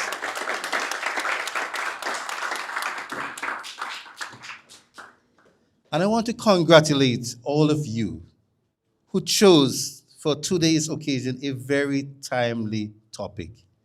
You know what that said to me, and of course to my colleague, Minister Leacock, is that you as students, you are concerned about what happens in your classroom, in your schoolyard, in your communities, and in your country. And to be able to bring to the fore this very timely topic. And more than that, you have thrown out a challenge, not just to policymakers, not only to your teachers, your headmasters, parents, and the wider community of St. Vincent. You said, we are demanding immediate and decisive action. This says to me that young as you are aware, you are engaged, and you are intent on working together to find solutions to our common problems. And I want you to give yourself a round of applause for that level of patriotism and commitment. And this is all about fostering a culture of peace. You said to yourselves, I want to unite. So you brought yourselves together, you formed groups. And I want to compliment the number of clubs that you have in your school. That's really amazing. And I want to encourage every student to at least be part of 3 clubs. But I want to challenge you. Form sister clubs or brother clubs, however you want to call it, in other schools. Whatever the clubs you have, why don't you have a brother or sister school and say, I want you to unite with the St. Vincent Grammar School and let's do great things together as young people of this blessed nation. So I challenge you to reach out, to be ambassadors, adopt schools, adopt clubs, and spread a culture of peace. Now, I'm not going to go over all of the details that has already been established. I think you did a most excellent job in, first of all, identifying the challenges and, more importantly, bringing your own ideas for solutions. But if you may permit me, I just want to say to Mowani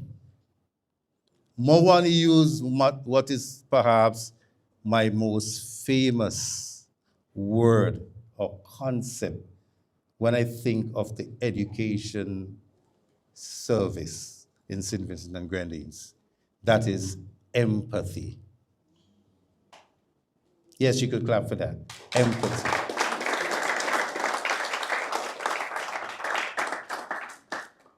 You see all of these challenges we have, and they're real, and they're frustrating, and they're concerning. Solution starts with empathy.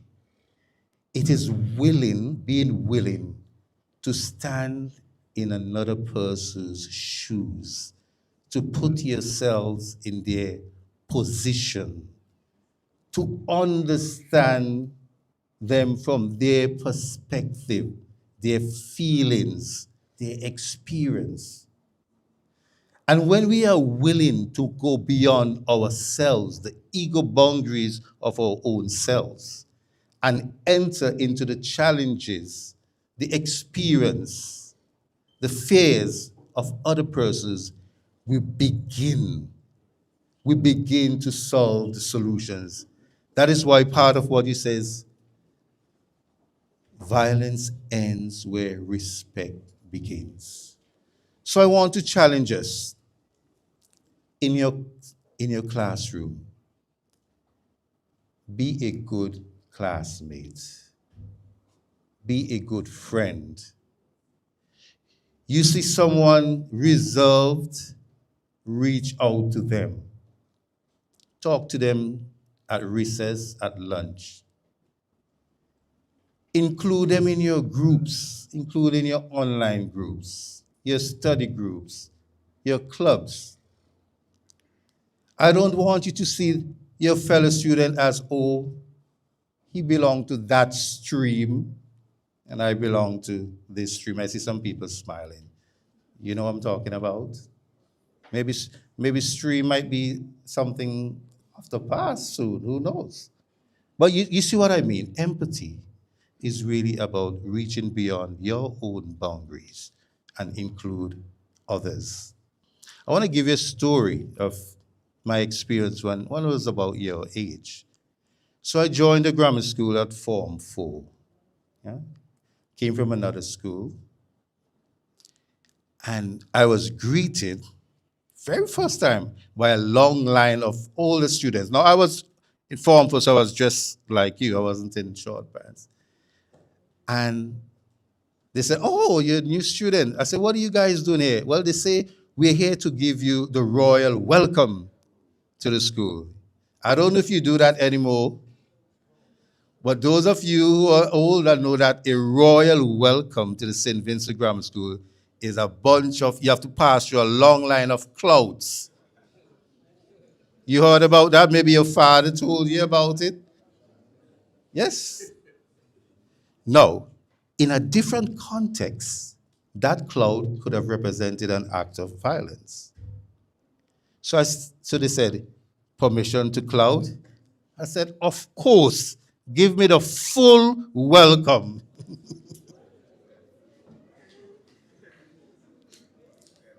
Interestingly, in that one act, first asking permission because I'm a senior student, but for me saying, listen, I understand this as building a sense of brotherhood, of friendship, and belonging. By that one act, I established already a culture of peace and relationship with my new schoolmates. And before long, I was fully welcomed and encouraged to be part of the school. So much so that in a few months, I was fully engaged in science fairs and working together with my colleagues. And before you know it, with some of them, we were representing not just St. Vincent Grammar School, but St. Vincent and the Grenadines at regional science fair competitions. And this is something very important, and I spoke to you boys this morning. Although we were competing with each other, we were busy helping each other to improve the science projects. So I want you to think carefully that one way to foster peace is to have a logic of cooperation and collaboration. Being willing to say, listen, it's not just about me and my own achievements, but it is about helping others to achieve their true potential. So yes, indeed, Vinci, we have a problem. But I am more enthusiastic and encouraged to say, Vinci, we have a solution.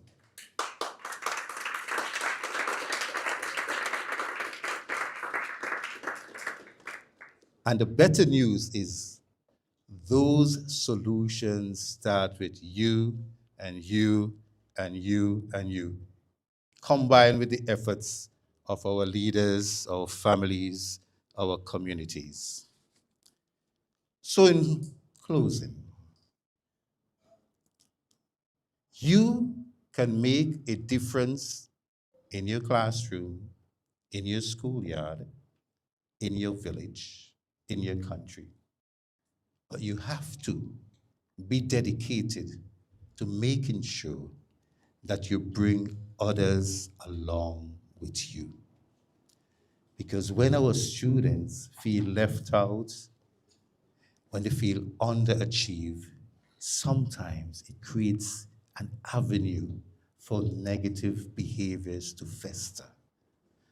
But when we feel that we're looking out for each other, and when persons feel that you have their back and that you're interested in them and willing to help them achieve their fullest potential so that we can all become productive,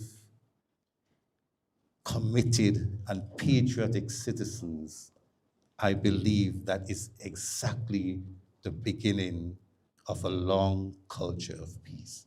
So I challenge you, be the solution, be the change, be the salt of the earth, be the salt of St. Vincent and the Grenadines. And together, we can create the space and we can create the avenues and the opportunities for us to all enjoy a better life together. Thank you, God bless you, and congratulations again on a wonderful presentation this morning. Thank you very much, Honorable Minister of Education, Philip Jackson. We just have one more presentation from the policymakers. The task to ensure that we are safe nationally rests partly with the Minister of National Security. Today, he is also Acting Prime Minister of St. Vincent and the Grenadines. Could you put your hands together and welcome the Honorable Sinclair Leacock.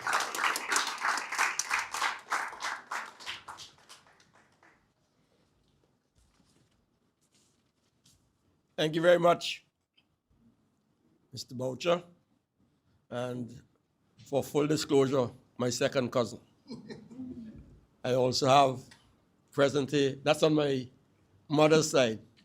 So I also have Gisela on my father's side, and she's a first cousin. So I'm well represented in this room this morning. I want to say how pleased I am to be able to speak to you, students of the grammar school and of Western George this morning. But before I do that, let me acknowledge the protocol, even though it has been established, to recognize my ministerial colleague. I call him Little Brother Jackson, and started in the campaign, and it's carried over. And he dutifully responds, "Yes, please, big brother." And then there's no clout in that exercise. So let me recognize him. Dr. Falk, I want to welcome you here and recognize your presence. Sister Henry Rose, I also want to acknowledge you. Principal Sam, good morning, sir. Our cultural ambassador, one of my constituents. I don't know if he remembers how to play the pan anymore. He has taken up so much to soca now that he has to give up some things to get into Calypso, his latest challenge. Fine, an outstanding engineer. Thank you for being here this morning. I'm glad, Minister, that you have identified the contribution this morning of an icon in Renwick Rose, who I have a lot of political respect for. And we go back quite a bit. I have said before to the Roses, and let me repeat it this morning. I believe I went to the primary school, Miss Dishong School down Bottom Town, because Miss Rose taught there, and she was from up street. And she impressed upon my parents then to let me take along that young man of yours to that primary school. And that's where I started at that school, Miss Dishong School, taken there by Miss Rose, who was an educator. So I believe in an indirect way that I owe a debt of gratitude to Mother Rose and the family for my educational upbringing. I'm not apologizing for making that statement here this morning. But that said, let me go on to remind most of you young men, and you're outstanding this morning, presenters, that I was one of the youngest teachers at the grammar school way back when. I'm not going to give you any dates so that you start whistling. But I taught at the grammar school. I was games master, assistant games master at the grammar school. And when I went and came back as a graduate and taught in the sixth form, as it was the precursor to the community college, I taught applied maths, that favorite word, maths, and was the first accounts teacher at the grammar school. And to be complete, I was also the scout master and also the commandant of cadets when I was at the grammar school. And I highlight them because I didn't see on the list of organizations present here today the Scout movement, which I know is long past and past, buried and forgotten. And regrettably, the cadets are also not mentioned because not only was commandant of the cadets at that time, but in the first 6 months that I have been in government in office, I've been able to present the cadet force with a big bus to transport cadets across this country.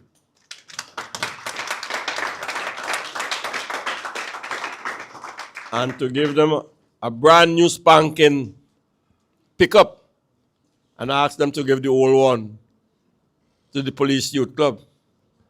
So things are happening. And I can assure you before I leave office, they would get their cadet force headquarters. Now, that said, today I've listened to many speeches and presentations all through this year, but none more important than what I heard this morning.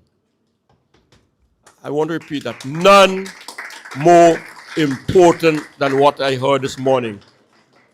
And it would have been extremely difficult if this was a judged exercise to select the most outstanding presentation this morning.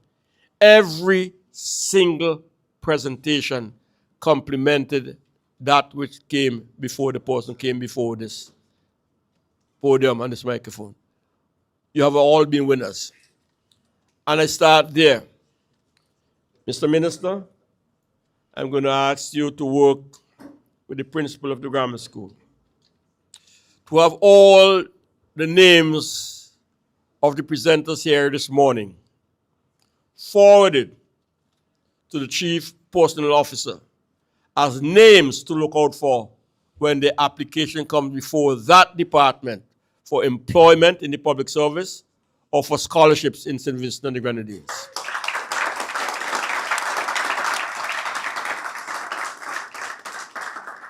And so, Mr. Principal Sam, please have properly prepared certificates of recognition for all of the presenters this morning, prepared and presented to them at an appropriate occasion.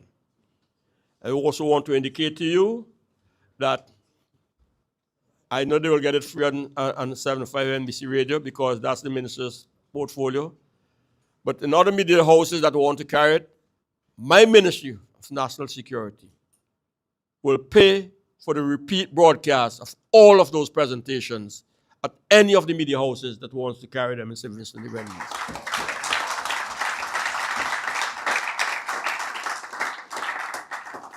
And for completion, send those names to the Chamber of Industry of Commerce, Employees Federation, and the leading business houses as a recommendation from the Minister of Education and the Acting Prime Minister as names to look out for when they come knocking on their doors for employment opportunities not so long from now.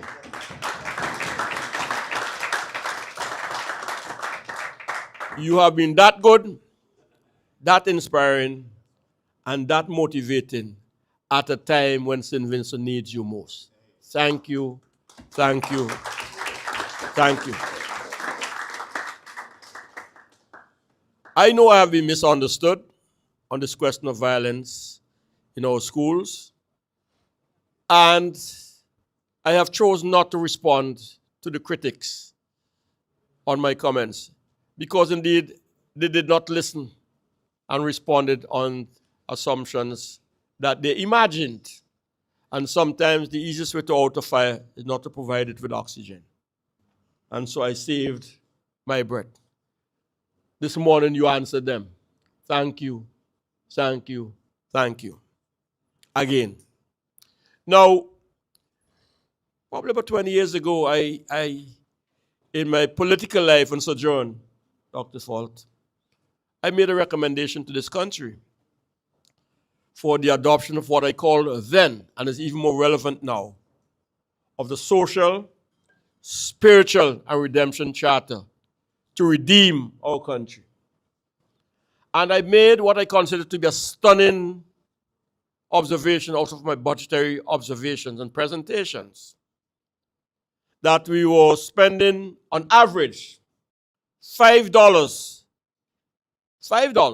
F-I-V-E, per person to encourage and keep a young man and a woman in a group of his or her choice. I identify then the cadets, guides, brownies, girl guides, Rangers, Red Cross, and Seventh Adventist Pathfinders among groups that on average received about $5 from the government to be a part of. And at that time, we were spending $15,000 per prisoner to keep them in the prison in a year. Just look at that. $5 on the preventative action and $15,000 to keep a person in the prison. Today, that amount to keep a prisoner is about $20,000. And the amount on the Cub Scout Guides Pathfinder is still $5. So you see them moving in opposite directions. More to keep them in the prison and less to keep them out of the prison. And it is my job as Minister of National Security to learn as I go along. This morning, my cousin Boucher presented me with a speech I presented in the 1960s. I don't want no more wows and whistle calls either. But I took some grammar school scouts to Barbados on a scout camp. The year after I went on a cadet camp. And in 1968, I received the G.V. Bonady Award for Most Outstanding Scout in the same year that I received the Major D. Escosier Award for being the most outstanding cadet. It's therefore no surprise that in 2025 and now today 2026, I can remain to be an example of what it means to be a good grammar school student and to be the acting Prime Minister of St. Vincent and the Grenadines to address this very vexed question. Can't be a better response than that. This administration of Dr. Friday stands resolutely and firm with every single student in St. Vincent and the Grenadines that there is a better way. Dr. Falt, you would know how much your contribution resonates with this morning's contribution when you identified leadership as one of the important instruments to speak to the issues that is in hand. In fact, when I left the University of Bradford in 2001 to respond to a call to come back home, I was 6 months away completing my doctoral studies on leadership, Burns' theory of transformational leadership. And that's what I was preparing myself to be my doctoral work. And you also identified this morning in the presentation and address to our young minds here that all-important question of influence as an aspect of leadership. I know these things out of my head. Leadership is the art of influencing human behavior so as to accomplish a mission in the manner desired by the leader. That's one definition. The other, Philip, is the influential influence over and above blind and mechanical compliance to routine orders and directions.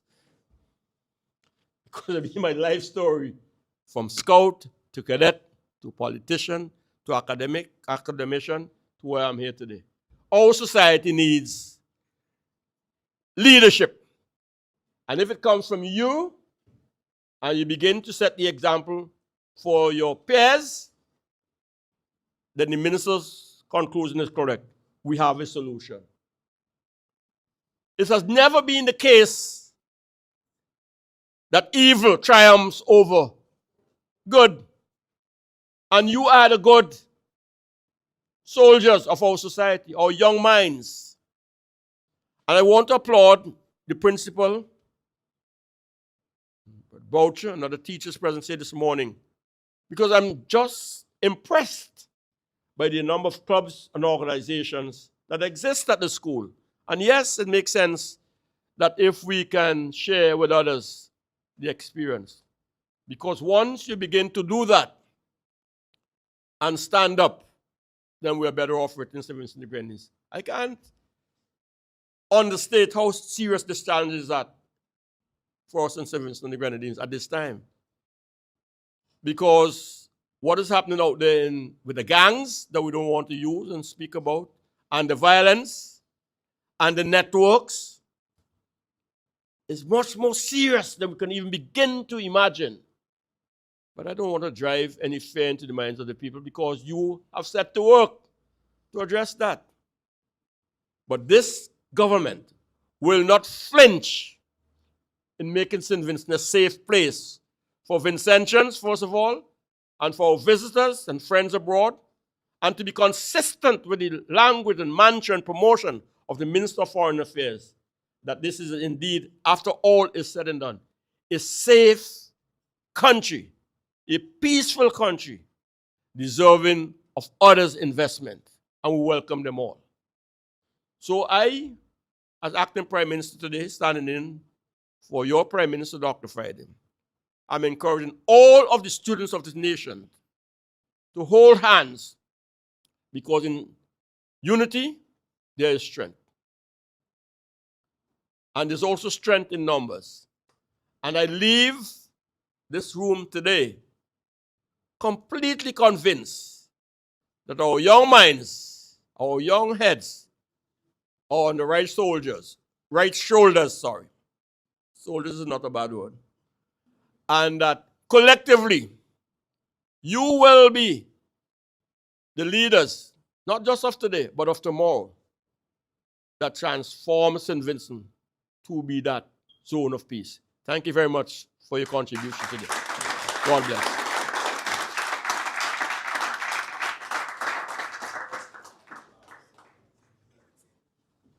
I beg for my leave, please. I should say one other thing. It's the first time that we give an address that my officer called and the security details reminded me, well, you have another appointment. And I told the other people, push back the other appointment, cancel if need be. Because what I'm involved in is the most important thing I could do at this time. That's how important you have been to me.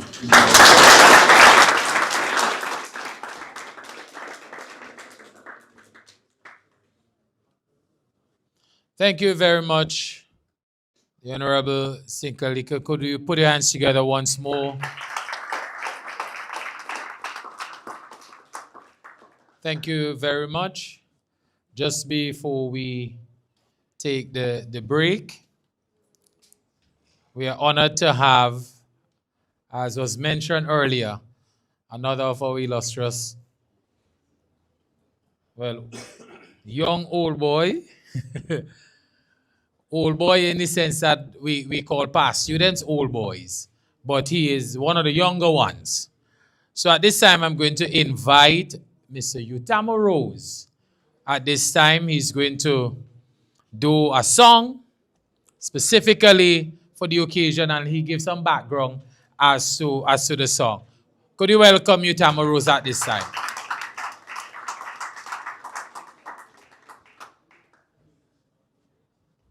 I guess I need to be official first. Thank you for that introduction, Mr. Boucher.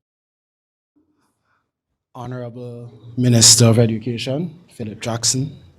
We know yes, my representative has just left, but we recognize the presence of the acting Prime Minister, Deputy Prime Minister, Honorable Major Sinclair Leacock, Dr. Eric Falt, UNESCO Director General, Mrs. Janelle Henry Rose, Local Secretary General of UNESCO, student leaders, students, teachers, my principal, Mr. Sam, former math teacher, and Mr. Randy Boucher, who I owe a lot to. Good morning. When Bouch calls me, I usually have to take 5, and he understands. But anything that he has and a vision that he has, I'm willing to support it, because for the past more than 15 years now, the man to my right has been one of the strongest supporters and mentors in my life, and I really appreciate it. I want to give him his flowers right now. Outside of that, you heard earlier the extended condolences to myself and my family member in relation to the passing of Renwick Rose, another one of my great mentors.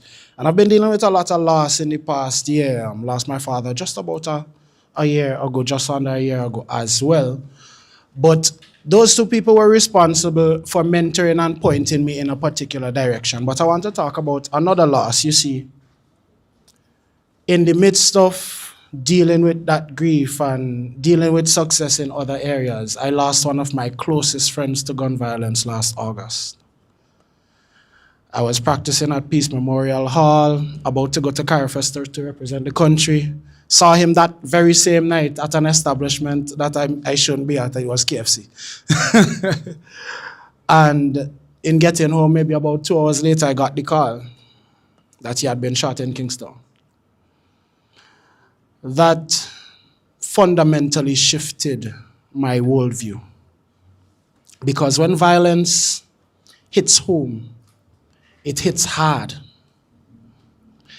It made me reconsider what my life was and had been. It made me reconsider a lot of the things that I had focused on and centered, things that I had celebrated, things that I had involved in because of trend or because of popularity or culture. I decided there and then that if I felt that way about losing my friend, I could no longer participate in those things. I could no longer see young people being pushed and coerced and pointed in a direction that is self-destructive and be any part of that any longer. So when Boucher asked me to do this song, I decided against doing something that the Reeves boys would remember. You know, come, ping, ping, ping, ping, all them things there. I didn't want to do anything too jiggy for y'all.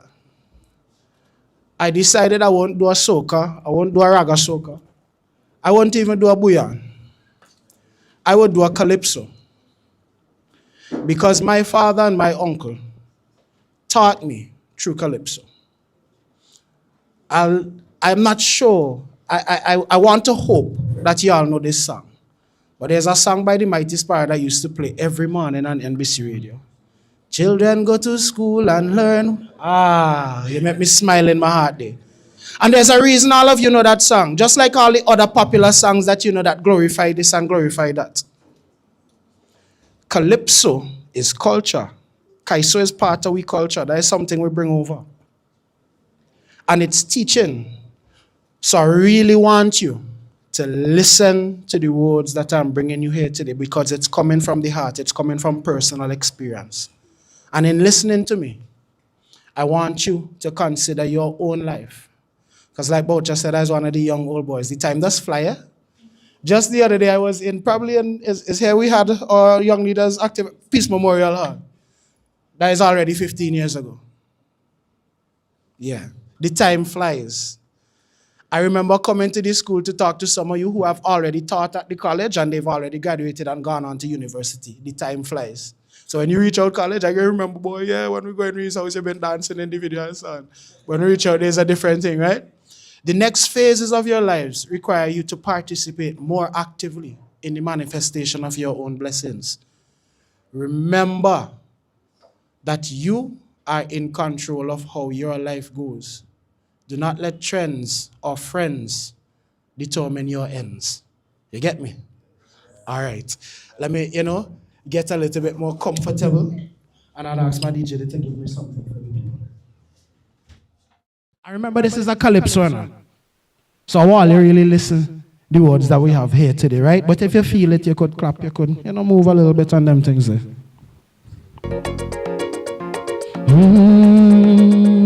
Yeah. It's Bongo Prime with our different vibes. Yeah. I know everything can't be perfect, but if we could do better, then it's worth it. While writing this song, I felt a natural mystic, something inside this music I hid in the car to bring you this message in universal language. Listen to me. We are in a crisis.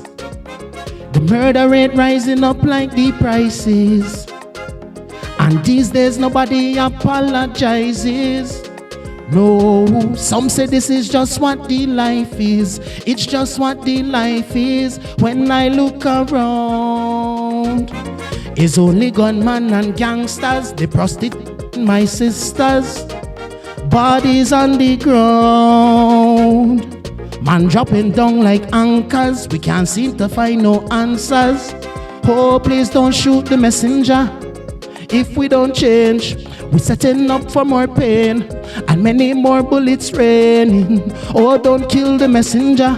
If some are neglected while few are selected, will you feel protected when you by yourself in your own home? You head down in your cell phone when you're driving in your car, or lying by the bar when you feel the wrath of a stranger and your life in danger. And when you cry to your neighbor, tell me, will somebody save ya? Boy. But we only human, I know we trying. Hey, we could give the children a different life. Hey, listen to me. If you strip we naked, underneath you will see so much hatred. The victims and murderers are related. So cold, this is not the world Jah created. The world Jah created. And if we don't learn how to deal with anger, we compromise our future. If we cannot turn in a new direction, who will be the next one? Oh, don't shoot the messenger.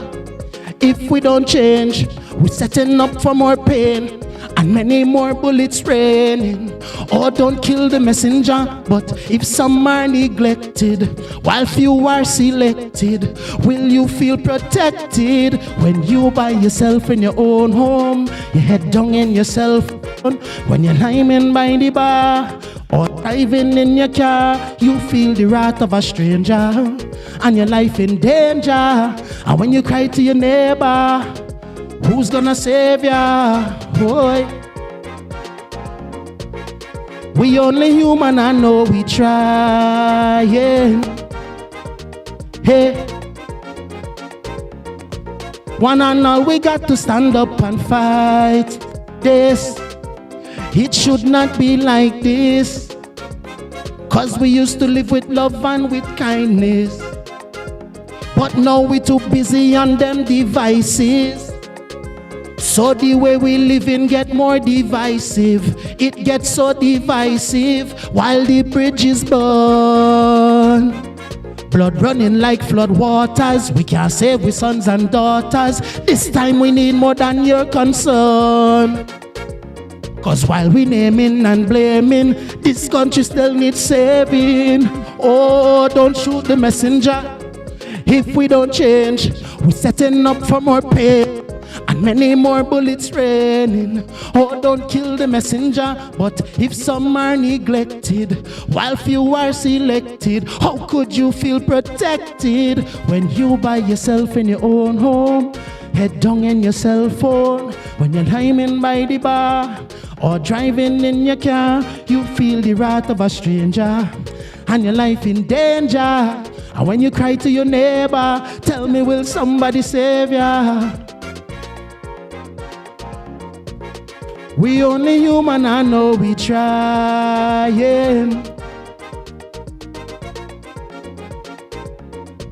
We could give the children a different life. While writing this song, I felt a natural mystic, something inside this music.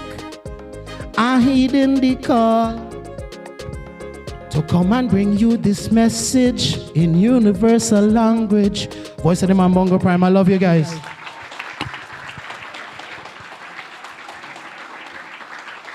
All right.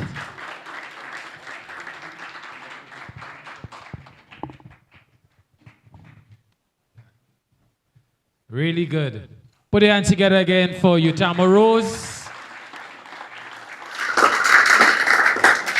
One of our illustrious past students, stage name Bongo Prime, reigning Raga Soca monarch, and we know that we're in the season of Carnival, so he has a lot, so we thank him for taking the time to be with us and giving back to the young minds here today. Thank you very much. We are going to have a short break, but before we do that, your direction, we have a snack prepared and a drink for each person, but we are not allowed to eat in the auditorium, so you will go through the door and downstairs and remain there while you have your snack. And while we are doing that, Ms. Douglas has organized and coordinated a few persons to do some on-air interviews while we have the short break. We'll have some photo moments as well. A few persons certainly will want to meet Dr. Eric Falt and the minister. We'll do a little mingling as we prepare, and we'll break, and then we'll make the announcement for you to return.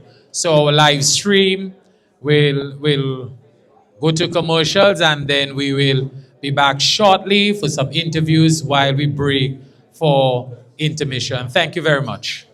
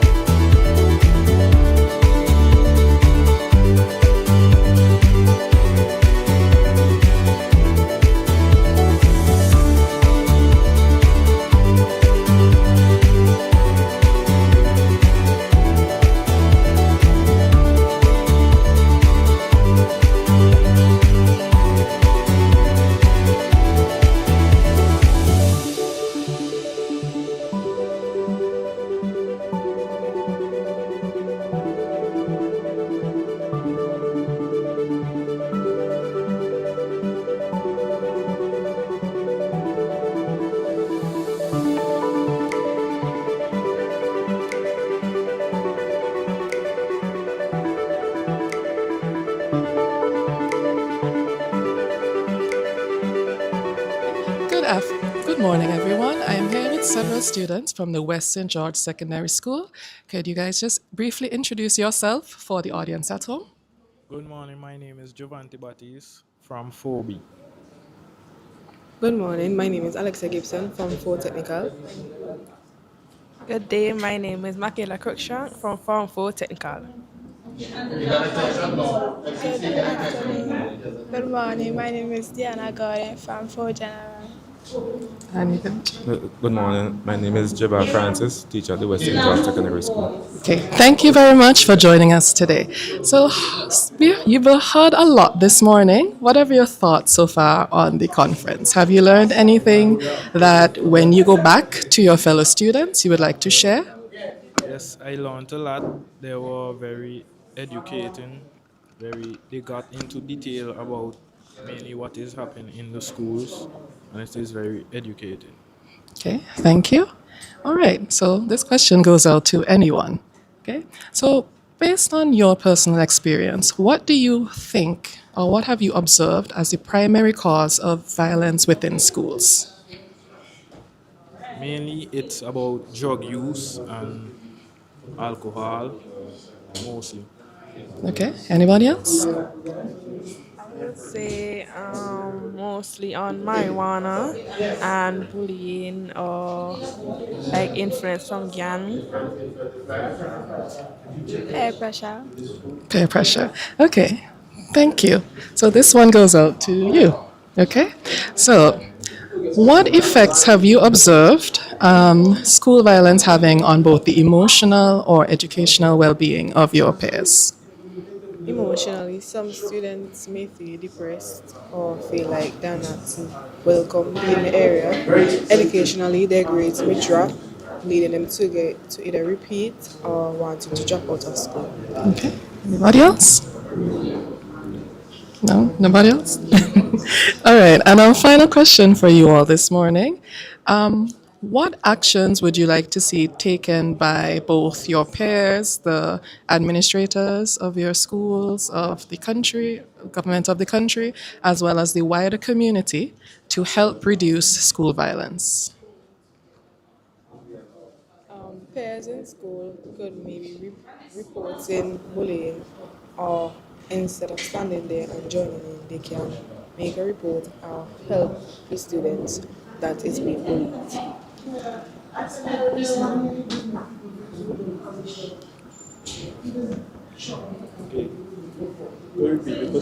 Okay, what would you like to see? Both your friends, family, peers, government, anybody in charge, what would you like to see them do to help reduce school violence?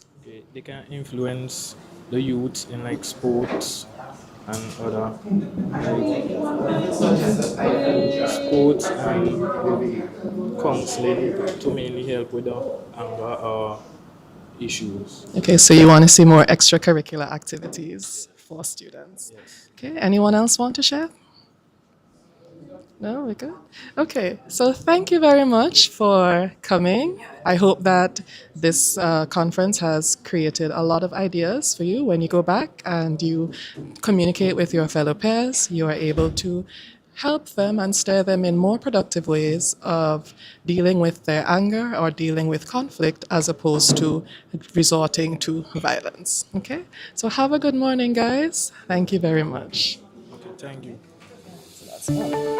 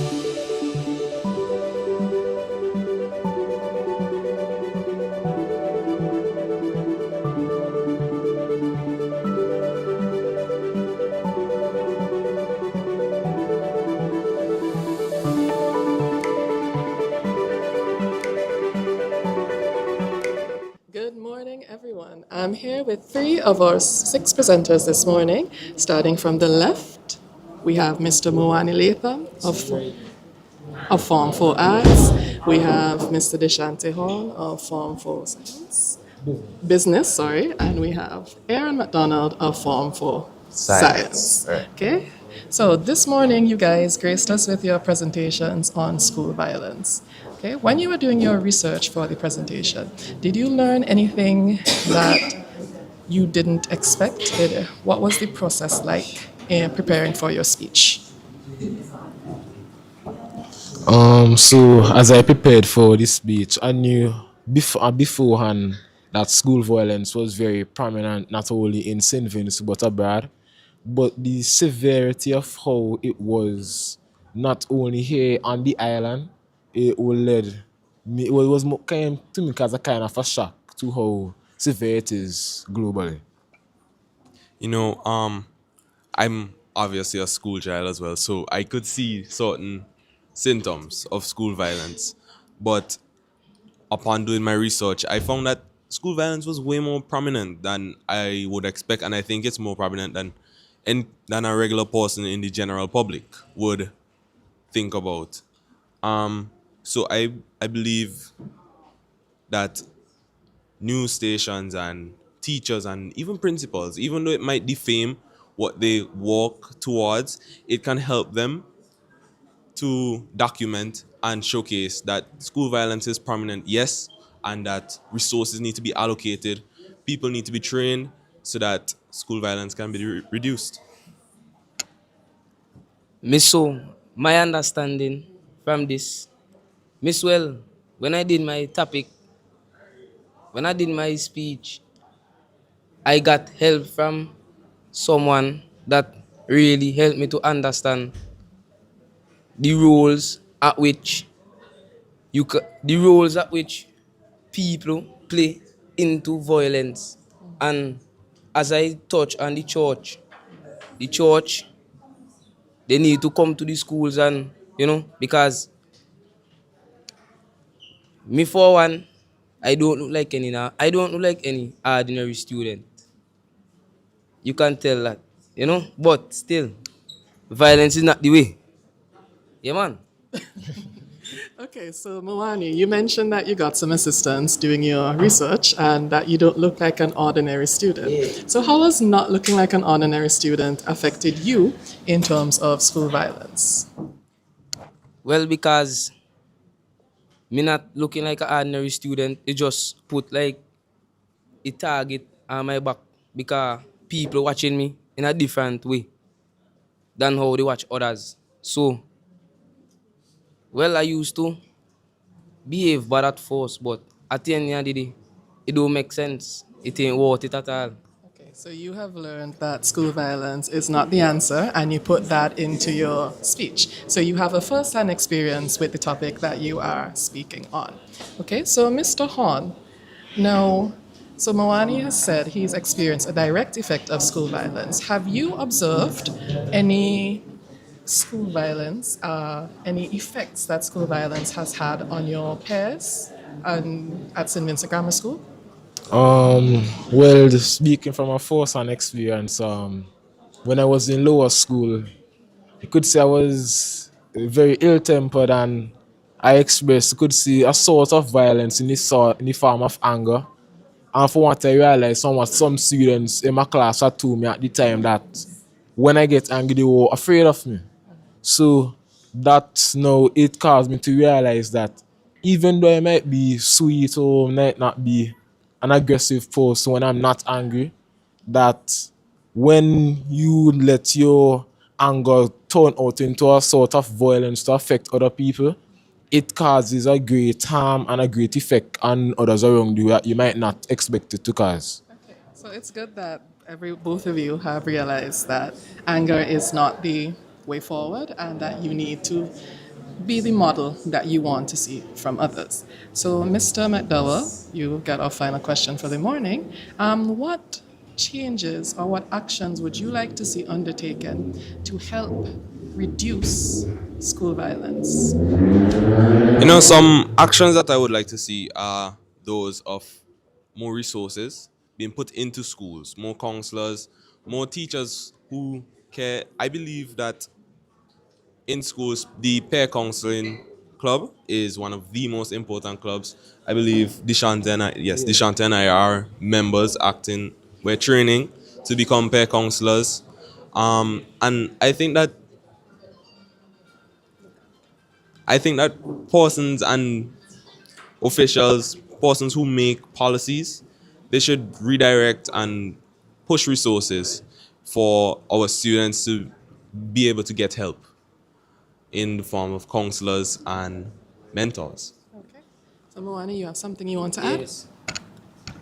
So, in my speech, I mentioned empathetic counselors, but I'm not gonna touch on the counselors, the empathy. You have to put yourself in somebody else's shoes to realize that certain things that you are doing is not right. And I sadly realized that. So thank you very much. You all did wonderful speeches this morning, and I hope that the greater public has taken your thoughts and your words into consideration, and that we can all help to solve the problem of violence in schools. Thank you. Have a good morning.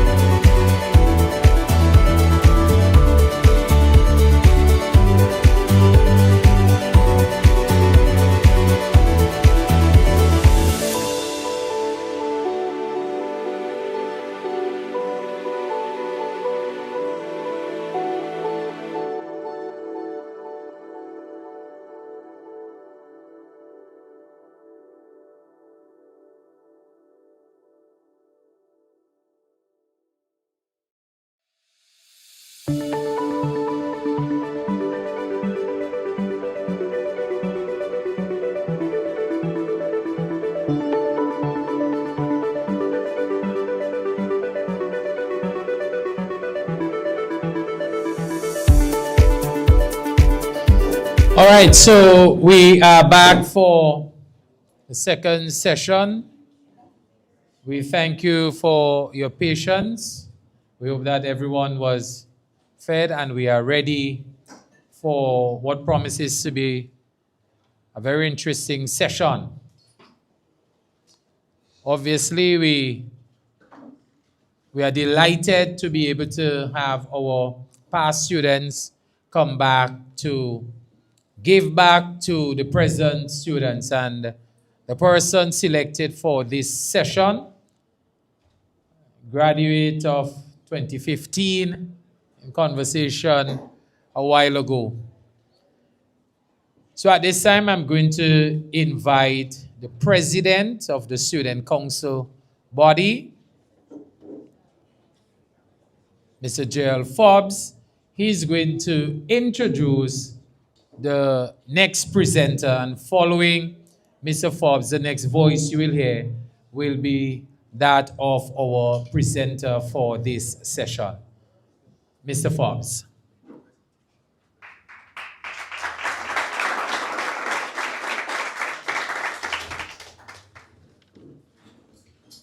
Good morning, all. Biography of Maxron Holder. Maxron Holder is an attorney at law with a practice spanning criminal, civil, commercial, and public law.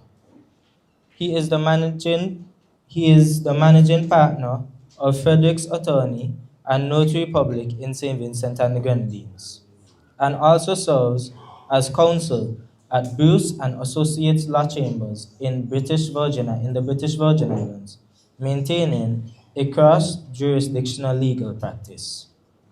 In addition to private practice, he lectures in law at the Division of Arts, Science, and General Studies of the St. Vincent and the Grenadines Community College, where he teaches criminal law, business law, and property law. Maxron previously served as a fellow with the Inter-American Commission on Human Rights in Washington, D.C., where he monitored human rights developments across the Caribbean and contributed to thematic and country reports supporting the advancement of human rights standards across the region. A Chevening scholar and published academic, Maxron has written extensively on international human rights law, constitutional law, and international economic law and corporate law. His work reflects a strong commitment to Caribbean legal development, public service, and meaningful engagement with contemporary social issues. Maxron holds a Master of Laws with distinction from the University of Edinburgh, a legal education certificate from Hugh Wooden Law School, and a Bachelor of Laws with first-class honors from the University of the West Indies. Through his legal practice, teaching, and scholarship, Maxron continues to contribute to conversations surrounding justice, youth development, violence prevention, and the role of law and education in fostering more peaceful societies. With all that being said, please give a warm welcome to Mr. Maxron Holder.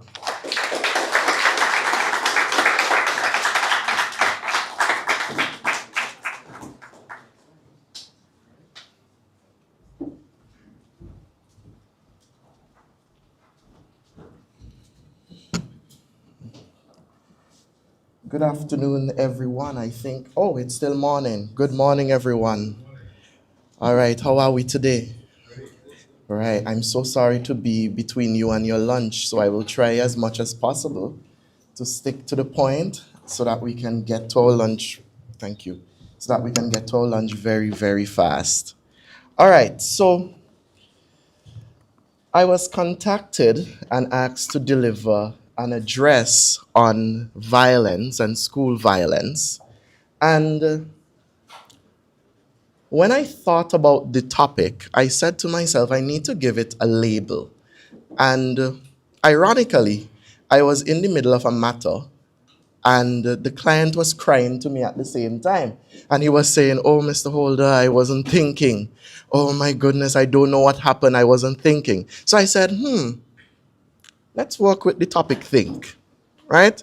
And I'm going to show you what I would like you to remember about this word think. I want you to think of it as an acronym, right? So the T stands for talk, and that means to talk through your problems instead of fighting.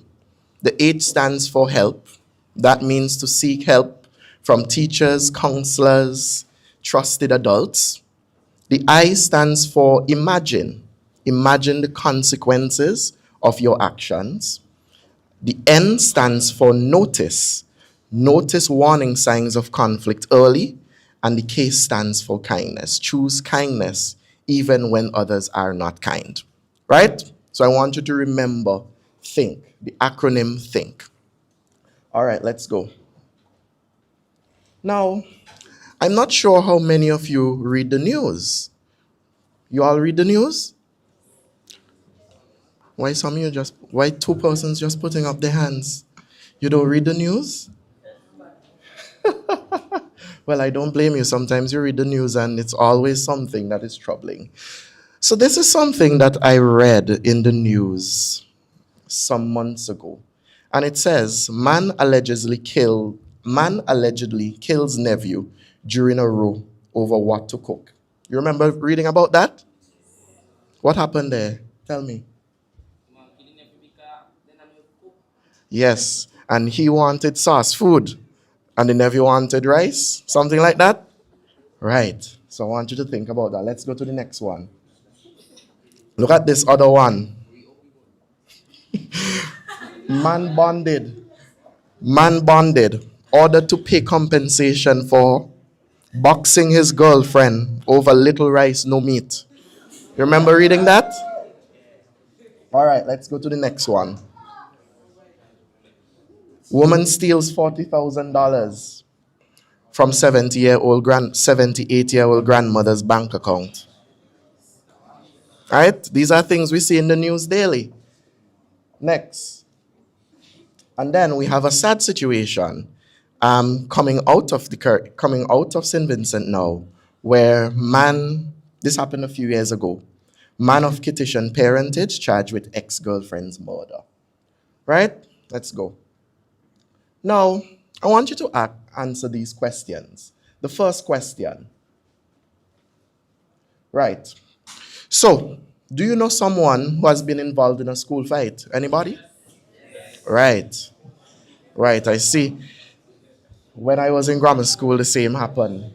Next. Do you know someone who has been bullied? Right. Now, next. Do you know someone who has been a victim of violence? Right. And do you know someone who got into trouble with the law before 18? Right. Now, do you know the age of criminal liability in St. Vincent? 18? No, not so high. 16? No. Now you're guessing. It is 12. It was changed from 8 to 12. Yes, it used to be 8 years old. So, primary school students, they could have been subject to criminal proceedings if they had done something in contravention with the law. Right? So this tells us all that violence is not a distant issue. It affects all of us. So, do you think that most young people involved in violence are simply bad children? Why not? Because they can be influenced, yes. Anybody else? Not hearing? Their community, absolutely correct. Anybody else? Neglect, of course. So, violence is the result of multiple social, emotional, family, and environmental factors, right? It's multifaceted. Now, what does violence look like today? Okay, we can go to the next slide. What does violence look like today? You know that thing called your cell phone? You know, when you get online and you target somebody because you're afraid to talk to them in person and you're afraid to say what you want to say to them in person? That is violence. So it's physical fights, bullying, cyberbullying. You know, you can be charged for bullying somebody online in St. Vincent. Yes. So since 2016, if you bully someone online, for example, you send threats to them. Yes. You send out compromising photos of them. It is cyberbullying and you can be arrested and charged under the Cybercrimes Act. Did you know that? It involves threats and and intimidation, social media conflicts, carrying weapons, right? That is what violence looks like today. I was passing a school in another country last week, and what amazed me is that outside the school, they had a table with 5 securities, and the securities had metal detectors. And every student that walked through the gate, they were subject to search, right? So they will come in and they will scan the person, the student, and then they will search the bags and they will scan the bags, right? So that is how violence is today in schools, some schools outside of St. Vincent and the Grenadines. We are not there yet, but that is how violence looks today. Now, let's talk about why do people become violent, right? So when I was in the grammar school, I remember some of my colleagues becoming violent. Why do you think some of your colleagues become violent? Why do you become violent? Huh? People trouble you? Absolutely. That is the first one. Oh my goodness. Somebody always, I just say somebody always trying to compromise my space in heaven. Because somebody always trying to target you. Right? Anything else? Why do people become violent? Frustration. Yes. So you become so frustrated. You have so much going on that you become violent. What else? Yes, self-defense. Yes. What about peer pressure? What about being involved in certain groups? When you go to school, your parents always warn you that company will bring you, but they don't company would carry you, but they won't bring you back. You know that? What does that mean? Exactly. Right? What about social media? So, some things you see on social media, you feel that you want to do also. Right? What about lack of opportunities? So, for example, we have too much persons on the block linemen, right? Unemployment, of course, right?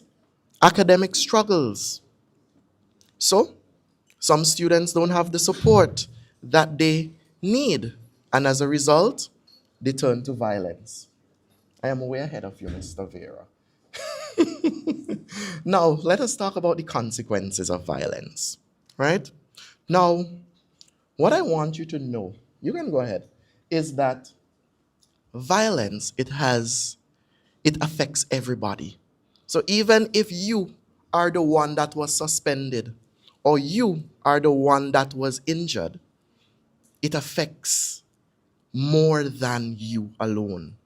So the victim, so the person you beat up on the circle right there at grammar school, physical injury, yes, trauma, fear, they might go home and say, I'm not going back to school, right? Death, right? What about for the offenders? Now, this is very important and I want you to pay attention to it. Criminal records. Jail. What is the impact of a criminal record? Affects the kinds of jobs that you can apply for. What else? As a young student, injure your reputation. What else? Your social standing. What about that thing you go to Barbados for to go and visit Trump? Yes. So, when you declare that you have a criminal record, they're not going to welcome you with opening arms in the United States of America.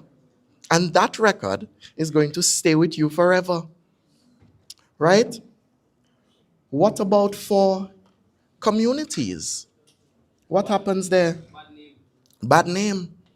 So, we have some communities in St. Vincent, as soon as you hear them, you assume, oh, I'm not going there to live. Right? Also, what about your parents? What about the effect on your parents? Stress. So, You get into a little fight, and then your mother start to worry, right? Much less if the police pick you up on a Friday, and you have to spend the weekend in prison until Monday morning, which the police usually do, because to teach you a lesson, they pick you up the Friday and let you sleep in the cell until Monday morning. And then you have your mother home worrying, oh, I have to go and pay legal fees, oh, this boy that I have. And then you put your mother in more debt. I had a matter in court the other day, and the gentleman said, oh, my mother don't know what to do. She never was in court. And the prosecutor said, well, you brought your mother to court, right? So, violence, it does not affect only you, right? It affects your parents. It affects your school. How does it affect your school? Tell me about that. Social reputation, right? So, if the St. Vincent Grammar School has a reputation of always having a fight, you think everybody going to be studying so hard in grade 5 to go to grammar school? Why did you want to come to the grammar school? One at a time, tell me. Why did you want to come to grammar school? Why did you work so hard? Yes. You were a bright boy in primary school? Okay. Anybody else? Why did you come to the grammar school?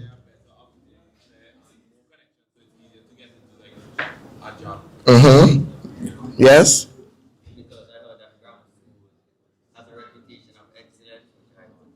Absolutely. Absolutely. And that is why when I was studying, that was at the back of my head. I wanted to go to the grammar school because it had a reputation of excellence, right? Now, no act of violence, as I said, affects only one person, right? So we have the students, suspension, expulsion. Anybody want to be expelled from the grammar school? Imagine you work so hard and you got to Form 4 and then you got into a little altercation because, as somebody say, frustration. And then Mr. Sam say, oh, well, you go home. Don't call the school. The school will call you. And the school never call you. Right? So, the effect, the ripple effect on the student, parents, miss work, legal fees incurred, embarrassment. Can you imagine your mother so proud that you got to the grammar school and then you got into a little altercation, you got expelled, and then your mother has to go back in the community. And then all of a sudden you're going in another school uniform, and then your mother has to come up with an excuse and say, well, you know, I don't think grammar school was a fit for him. Right? So save your parents the embarrassment. Right? Stress and anxiety. We love our parents, right? We love our parents, right? All of a sudden, one side of the crowd was like, and then the other crowd was like, yes, we love our parents, right? Right. So, therefore, we have to save our parents. The stress, we have to save our parents. The anxiety, we have to be good, upstanding citizens of St. Vincent and the Grenadines. We don't want our parents to lose sleep over us. Right? What about our teachers? What is the effect on our teachers? They'll be disappointed. Yes? When I came in, I spoke to one of my teachers, and my former teacher, proudly said, that was one of my students. You want that to happen to you, right? You don't want your teacher to be embarrassed to say, well, you know, I had taught him when he was in grammar school, right? And sometimes valuable class time is spent settling these disputes, right? And then all of a sudden we're all behind. We can't complete the tasks, right? What about teachers feeling unsafe? Teachers feel unsafe sometimes. When you have a hostile students, teachers very well may feel unsafe. And what about the impact on our friends, on your peers, the persons in your class? What are the impacts? What are the impacts? fair, mm-hmm, broken friendship, absolutely. And then your friend would have to choose a side, right? Because you're not talking to that one. So your friend is now in a position where they'll have to choose, oh, I wonder who to be friends with because I don't want you to feel a kind of how that I'm talking to him and not him, right? What about the school? We said that the school can be labeled a particular way, and you hear persons would say, I don't want my child to go to that school because they have a reputation of XYZ, right? And the police, sometimes a fight would happen in a school and the police would have to be involved because it's beyond what the principal can deal with, right? And you know what is happening there? The police is wasting valuable time coming to the school to settle the dispute instead of dealing with the important issues facing our country, right? And then we have our employers, right? Our employers will see that criminal record. And then you spend your life explaining that criminal record. You spend your life saying, well, you know, I was frustrated, right? And how any of us in here are claustrophobic? Anybody claustrophobic? Exactly. So why would you want to spend some time in prison? Right? Now, social media and violence. Let's talk about that. You ever saw an argument that started online and it ended in person?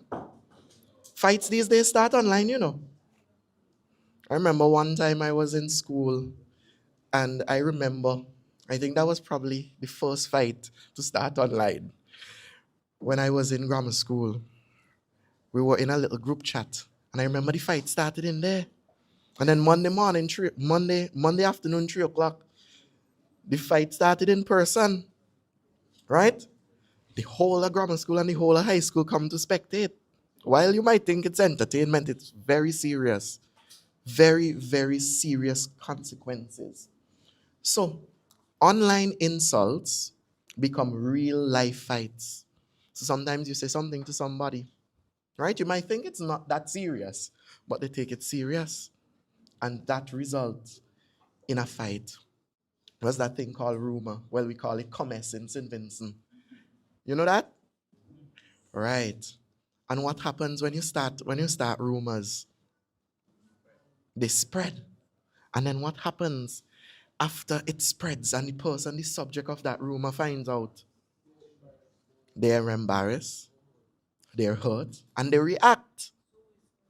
Right? Sometimes they can become suicidal. Right? Now, peer pressure influences. We underestimate how peer pressure play a role in our everyday lives. Right? You feel that it's cool if you're the tough kid in the class. Right? Because you don't want to be seen as the soft one in the class. You don't want to be seen as the one who always go and report things to the teacher and say, oh, this happened in the class. Right? We had those when we were in school, you know. Right? And guess what? They're the ones who turn out to be very good, upstanding citizens because they were principled. Right? So yes, y'all still use the word informer. Oh, wow. Yes. So the informers, principled individuals. Right? Now, let's talk about breaking the cycle. What helps young people to stay on the right path? Positive role models. We have positive role models. Yes. Mr. Boucher, my positive role model. Yes. Mentors. Sports. How many of you are involved in sports? Wow. Keep at it. Arts and culture. Any of you play the pan? Nobody play the pan? Yes, keep at it. Faith and community. We still go to church. How many of us go to church? Sometimes you need to go more often. Right? Academic support. Right? And mental health services. Right? So sometimes you might just need to talk to your counselor. We have a counselor still at the grammar school. Right. Sometimes you might just need to talk to the counselor. I had colleagues in school, and at the time, I think our counselor was Mrs. McCallman, and her office was so accessible, right? We used to visit her very often, especially when we were in Form 1, and we were adjusting to life at secondary school, and we were trying to get to know each other sometimes. You try to talk to somebody and they react differently than you expected, right? And then, what can you do as a student? Walk away. How many of us walk away? You try. Try harder, please. We walk away. We don't get involved. The best thing you can do is walk away. Right? You see something's off to a bad start in the classroom. Yeah, you say, okay, I'm walking away. Because, my grandmother used to say something when she was alive. She used to say, if you're not been there, your name now would get called. You ever heard that? Right. Report threats. Support your classmates. Right? We support our classmates. We talk to our classmates. We encourage them. Just leave him alone. Just walk away. Right? We do that. Sometimes we need to do it all the time. Right? Reject bullying. Seek help when needed. I know as young men, sometimes we're afraid to seek help because we want to be masculine. And we think that when we seek help, it's very feminine. But that is not the case at all. It's very important. No man is an island. It's very, very important that when you are in a situation, you seek help. Speak to your teacher, right? Speak to your form teacher. I'm sure your form teacher will not shun you away, right? Speak to the counselor. Don't be afraid to seek help. And of course, most importantly, that I want you to remember to think, right? When you're in a situation where violence is a real possibility, I want you to think. So at least one thing I want you to remember from today, I want you to think. Talk. Talk through your problems instead of fighting. Help. Seek help from your teachers. Seek help from your counselors. Seek help from your trusted adults. Imagine the consequences of violence. Injury, suspension, broken friendships, long-term regret. Notice the warning signs of conflict early, right? Such as rising anger, disrespect. Step away before it escalates. And of course, kindness. Choose kindness even when others aren't kind, right? And that is something that I learned from an early stage. Always be kind, even when others aren't kind to you. It's very, very important that you be kind, right? And with that, I hope that you have a wonderful lunch. And always remember to think.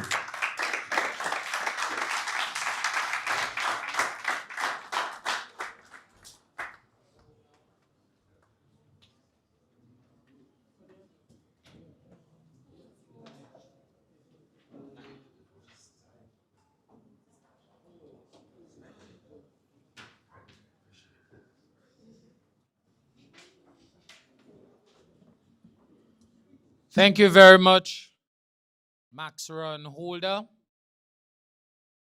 We are leaving here ensuring that we think and that we internalize all that we were able to gather today.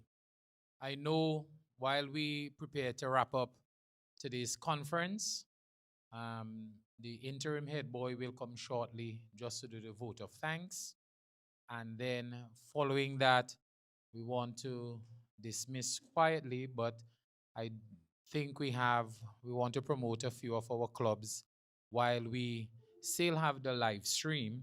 So we'll do some interviews immediately after. Once Aaron is finished, we will break and then we'll do those interviews.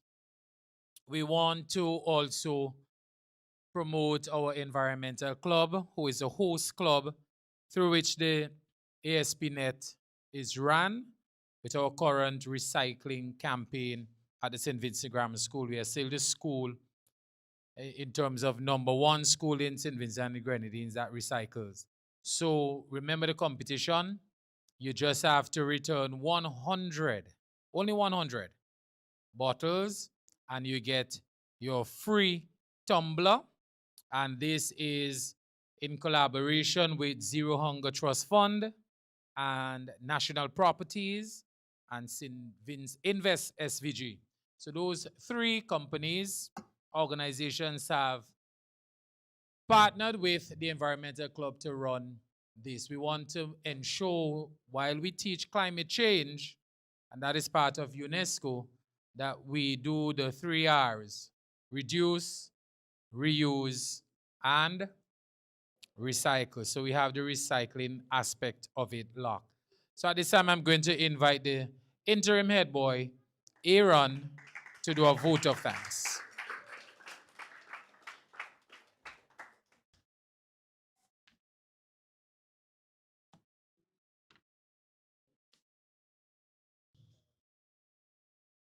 Good morning again. I hope we can all agree that this conference was a good one. Yeah.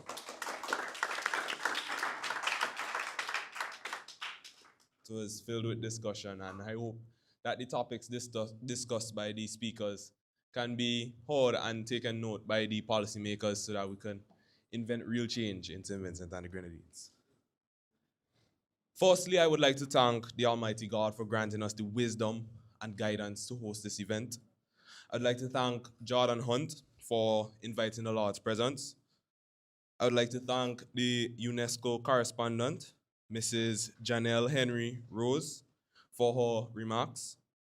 I would like to thank the Environmental Club of the St. Vincent Grammar School for organizing and hosting this event. I would like to thank Dr. Eric Fault for his remarks, the Honorable Philip Jackson for his remarks, the Honorable Sinclair Leacock for his remarks, and Mr. Randy Boucher for organizing and coordinating this conference. I'd also like to thank Mr. Maxron Holder for his great presentation. I would like to thank the staff at the French's House for granting us the venue for this occasion. I would like to thank the prefects and students who participated and helped to organize this event. And most of all, I would like to thank all of you for participating and coming out to support. Thank you.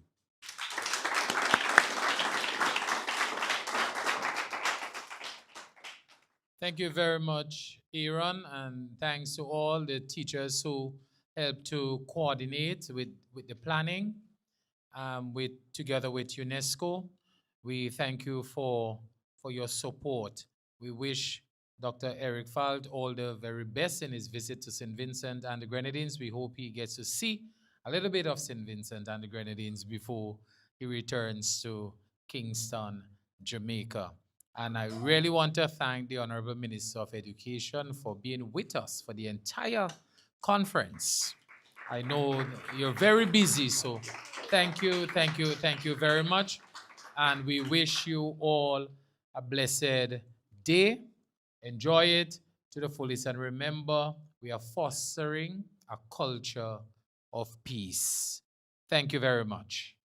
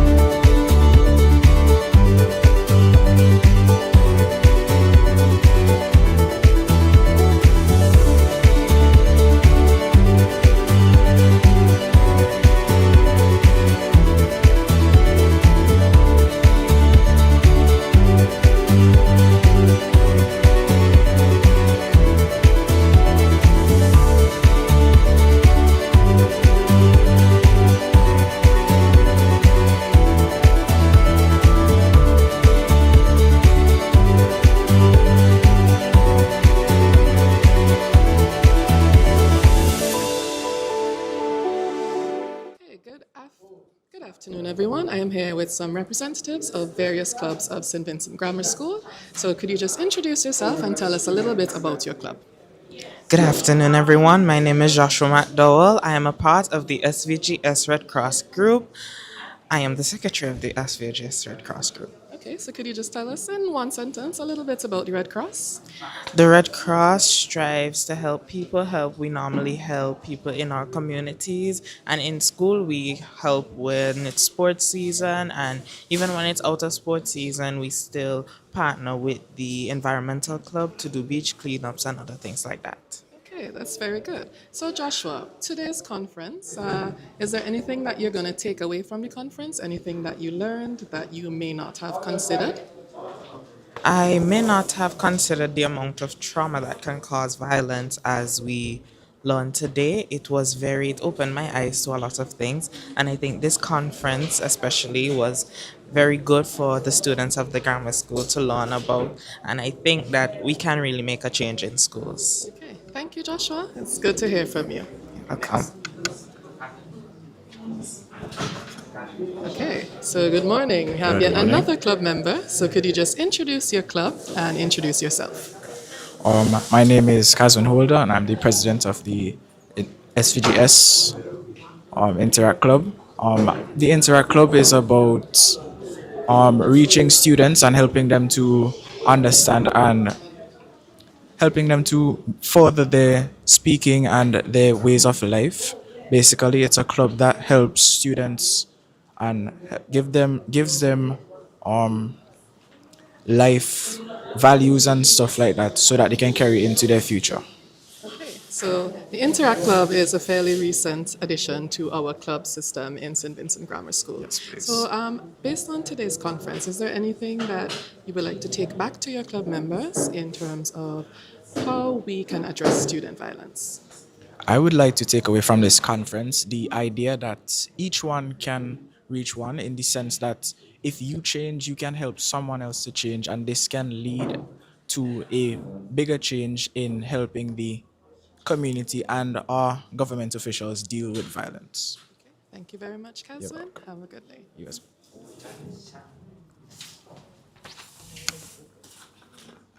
All right, so hold on. So good morning again. We have yet another club member. So could you just introduce yourself and your club for me, please? Good morning, everyone. My name is Sanjay Lewis. I'm representing Adoption News, also known as the SVGS Newspaper Club. So as part of the newspaper club, you are responsible for making sure that students at St. Vincent Grammar School learn about what's going on around them. What would you like to share? What was your takeaway from today's conference? I learned the acronym THINK, which can help you to make decisions the right way, so you won't make any wrong decisions which can negatively affect your life. Okay, so you learned a little bit on how we can control violence in schools. And is there anything that you would like to take away from today's conference? Anything that you learned? Yes, Miss. I learned about violence in schools, the uprise and increase of violent activities, and what we can do to prevent or decrease the amount of violence in our schools. Okay, thank you very much, Sanjay. Have a good day. Okay, well. Okay. All right, so good morning, good afternoon, sorry. So I have our next club member, so could you just introduce yourself and tell us a little bit about your club? Good afternoon, my name is Aaron Basin. I'm here representing the Lower Farm IT Club. A little bit about our club. We are basically here to teach a little bit about coding, a little bit about programming, and to empower the youths to learn technology, I guess. Okay, so what was your takeaway from today's conference? Today's conference, my takeaway was if you want to start a change, if you want somebody to change, the change starts with you, and you have to make the change. Okay, so you learned a little bit about changing yourself and changing others. Okay. So, as the president of the IT club, what role do you think IT can play in helping students maybe prevent or reduce violence among each other? Okay, so as is commonly known on TikTok or other social media platforms, there are guidelines of what you can say versus what you can't say in the comment sections. Like, for instance, the AI that the programs use would maybe kick out foul language or any degrading words that might pop up online if you're playing a game or anything. Just using a little bit more monitoring in our comment section. Okay, so thank you very much, Aaron. Have a good day. Thank you for joining us this morning. Thank you for having me.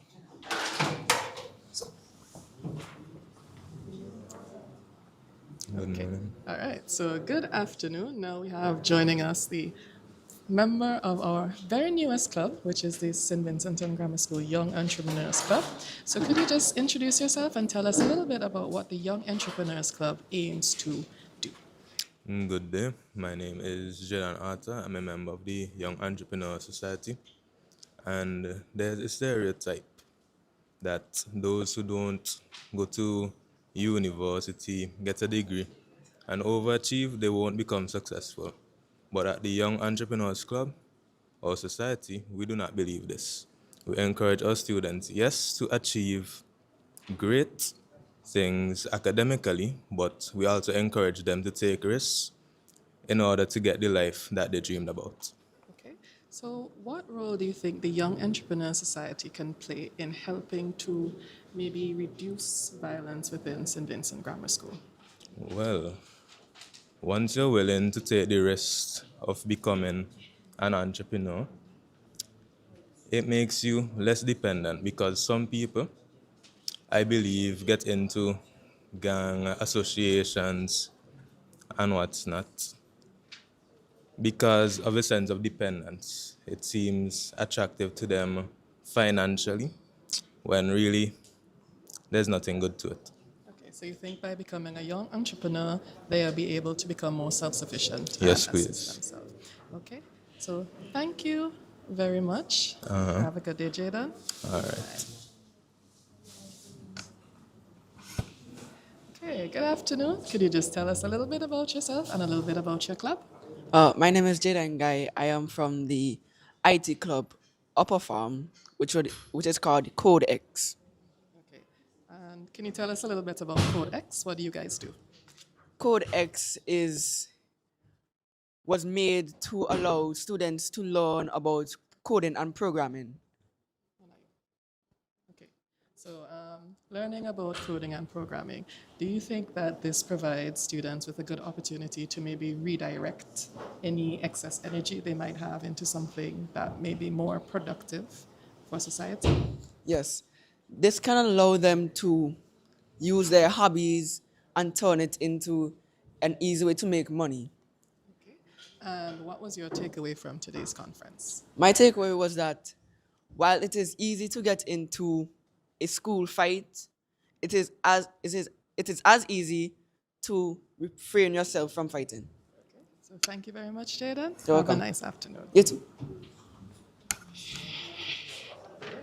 So good afternoon. Based on your shirt, you're a member of the ISCCF, which is the Interschool Christian College Fellowship. Yes. And so first I'll let you introduce yourself. Just tell us a little about what the ISCCF does. So good afternoon, everyone. My name is Bona Junior Williams. I'm part of ISCCF.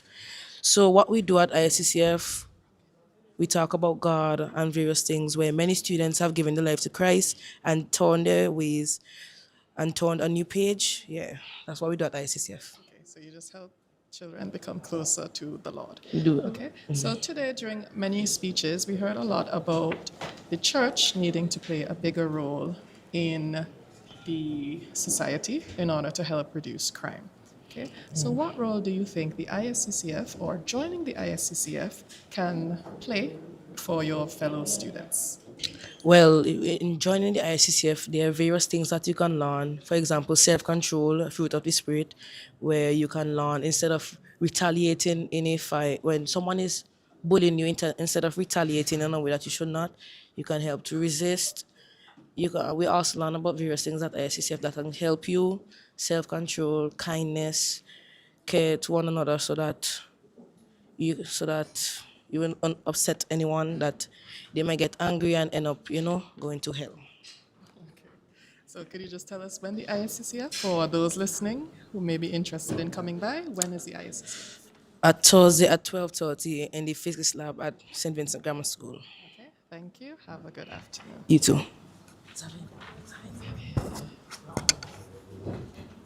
Okay, so good afternoon. Could you just introduce yourself and tell us a little bit about your club? Good afternoon. My name is David Lee. I am the secretary of the Environmental Club.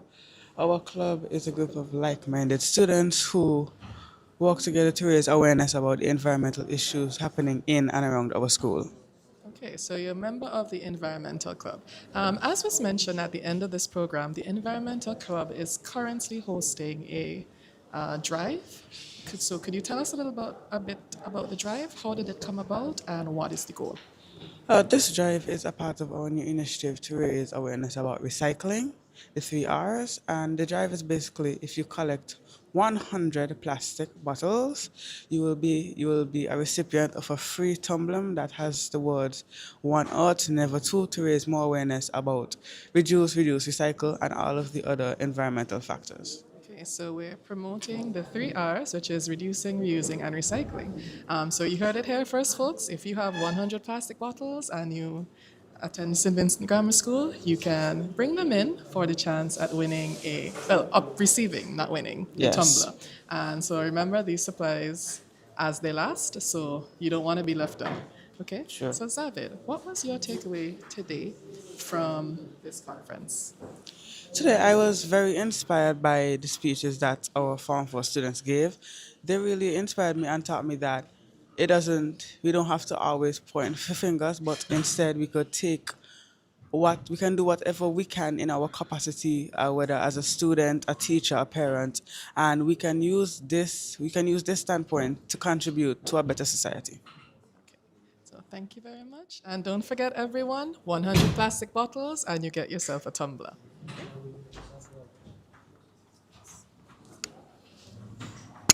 All right, so good morning, afternoon. I keep saying good morning. Good So afternoon. introduce yourself and tell us a little bit about who you're representing today. My name is Carlos Ver, and I currently hold the position of the president of the SVGS Chess Club at the St. Vincent Grammar School.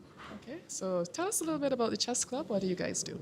Well, basically, at the chess club, we look to train others to learn chess because, chess is a very important sport that people should play. It plays a critical part in everyday life, such as critical thinking and other stuff to that effect. So we basically learn to train our students. Mostly we have younger people in the lower farm, like Farm 1 and 2, learning chess. But we would like to see more of older people learning chess because chess is for everyone, essentially. And we hope soon that we'll have a regional chess competition between the schools. Regional? Oh. Regional and local. Local. But we look to expand and go regional. Okay, so you're looking to expand your chess club to And compete against other other schools. countries, hopefully in the future. Okay, very good ambitions. So, Mr. Vera, could you tell us a little bit, what was your takeaway from today, and how do you think maybe joining the chess club can help in terms of reducing violence? Well, from today we learned that violence is a very critical thing that is happening in schools at the moment. And I think that if students who are known for tendencies of violence and other stuff, that they should participate inside of a extracurricular activity because it keeps them occupied. When you have too much leisure time or free time on your hand, you tend to do a lot of stuff and have a lot of intentions in your mind, and that's where the violence comes from. So if you're one that wants to participate in an extracurricular activity, I suggest chess because chess is a very important sport in life and it helps you to be critical in your thinking and think before you act. Okay, so join the chess club. It will help you improve your critical thinking and teach you patience. Okay, so thank you very much, Carlos. Have a You're good welcome. afternoon.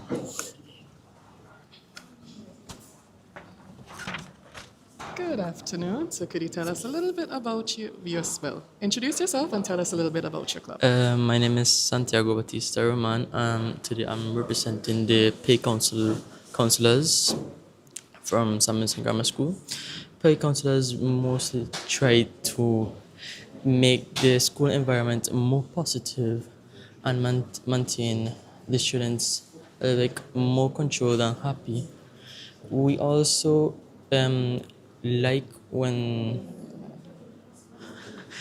students help feel more comfortable talking to us people around more their age than other people older than them, because sometimes some people older than us don't understand us the way each other we understand each other. Okay, so peer counseling, the whole point is to provide your peer group someone your age to speak to. Okay? Yes. So based on today's presentation, as part of the peer counselor, what was your takeaway and how do you think it's going to help? Well, today I took a lot of information that could help us in the pay counselor that could change the thinking of some of our companions from the pay counselor group, that we understand what some students go through and every day in school, and we could help them. We could understand how they feel better in everyday life, and we could help them to give like suggestions, or if they need help, we could give them support, stuff like that. Okay, so you think that today's conference has helped you better understand Yes. the mindset of your peers? Yes, please. Okay, so thank you very much, Santiago. Welcome. Nice to meet you.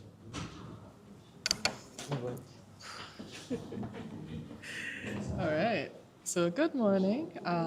Could you just introduce yourself and introduce your club? Good morning. My name is Jael Fobbs. I am currently the president of the Student Council. The Student Council's role in St. Vincent Grammar School is all about student advocacy.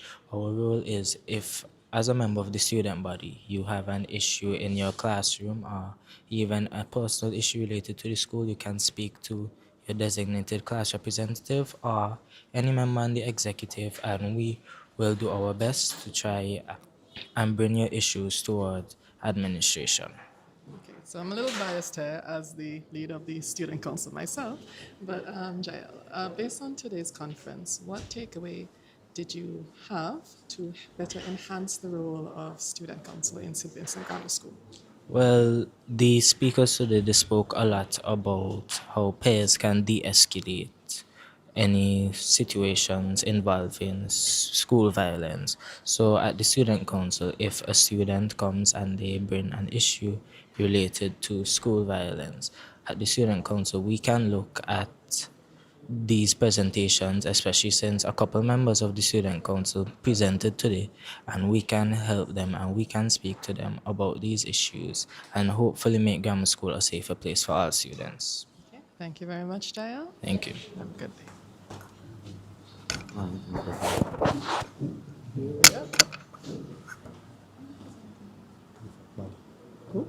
Okay, so good afternoon.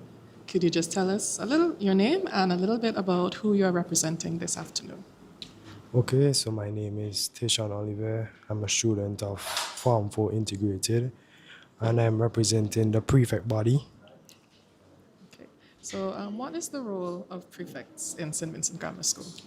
Okay, so the roles of prefects in the St. Vincent Grammar School. Prefects are leaders. They are upcoming students. They are students with good qualities, such as good leadership qualities. They are responsible. They are overall good students. So as a member of the prefect body, you come into contact with students on a regular basis. And as a presenter today, you also did a little speech on student violence. So based on your speech, or doing the research for your speech, how has that affected the way that you approach your duties as a prefect? Okay, so it has made me more vigilant. It has made me more receptive to experiences. So based on my speech, I am able to I can be I can, I can better understand how students behave and I can deal with it accordingly. So thank you very much, Tayshawn. Have a good afternoon. Okay, thank you very much. Yeah, who's next? Okay, good afternoon. Could you just introduce yourself and tell us a little bit about your club?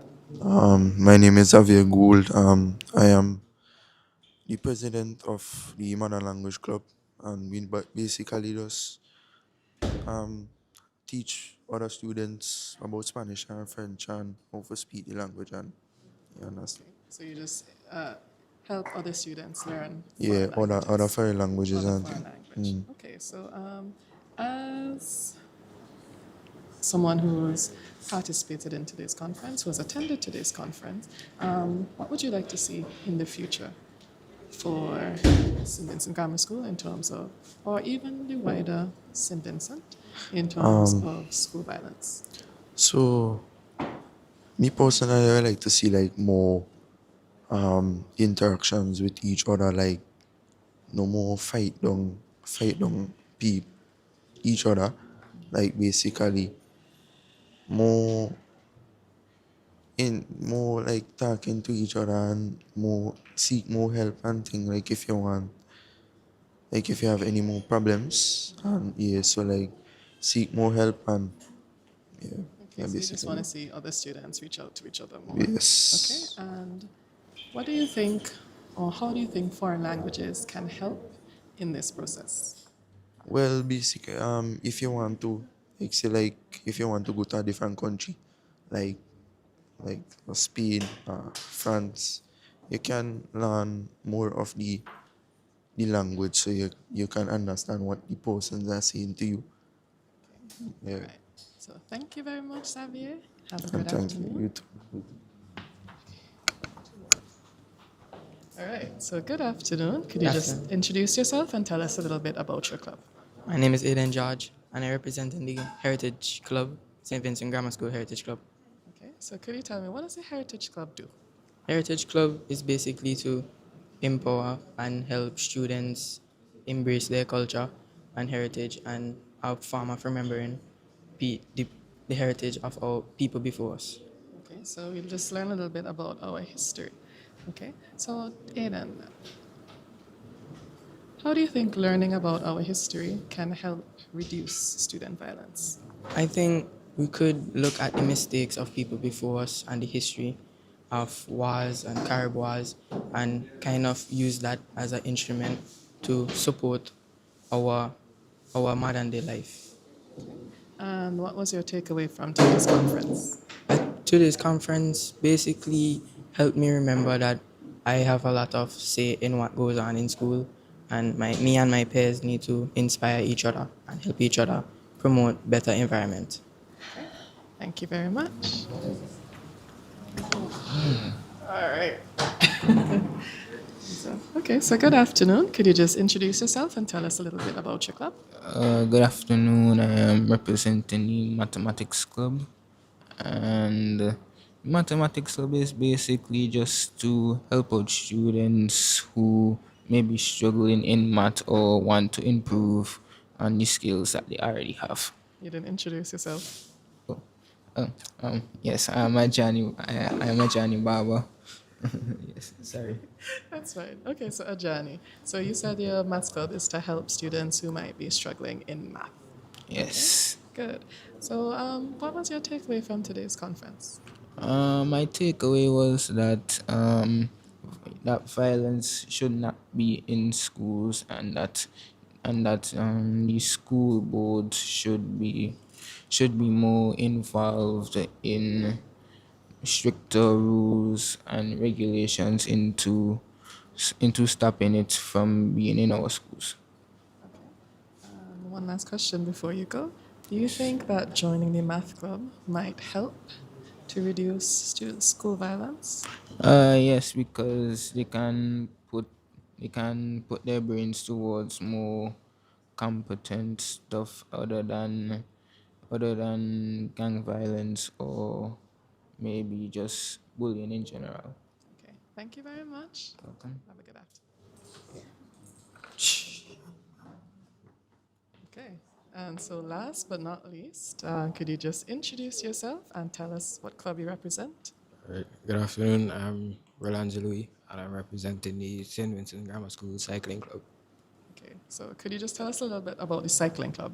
The cycling club tries to include out-of-school hobby, riding bikes, and we bring it in school, connecting students with similar interests, and All right, so two questions. First question is, what benefits do you think joining the cycling club will have for students of St. Vincent Grammar School?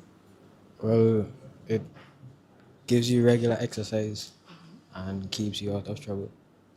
When you say keeps you out of trouble, what do you mean? It keeps you occupied. You have something to do because boredom causes mischief. All right, and my last question for you today is, what was your takeaway from today's conference? Well, we need to be more understanding with others and try not to get violent with people. So thank you very much, Rolando. All right, thank Have you. a good afternoon. All right, so thank you, everyone. That is our multitude of clubs. We hope that anyone watching interested and anyone who wants to sponsor a club, you know where to come, right? So thank you and have a good afternoon.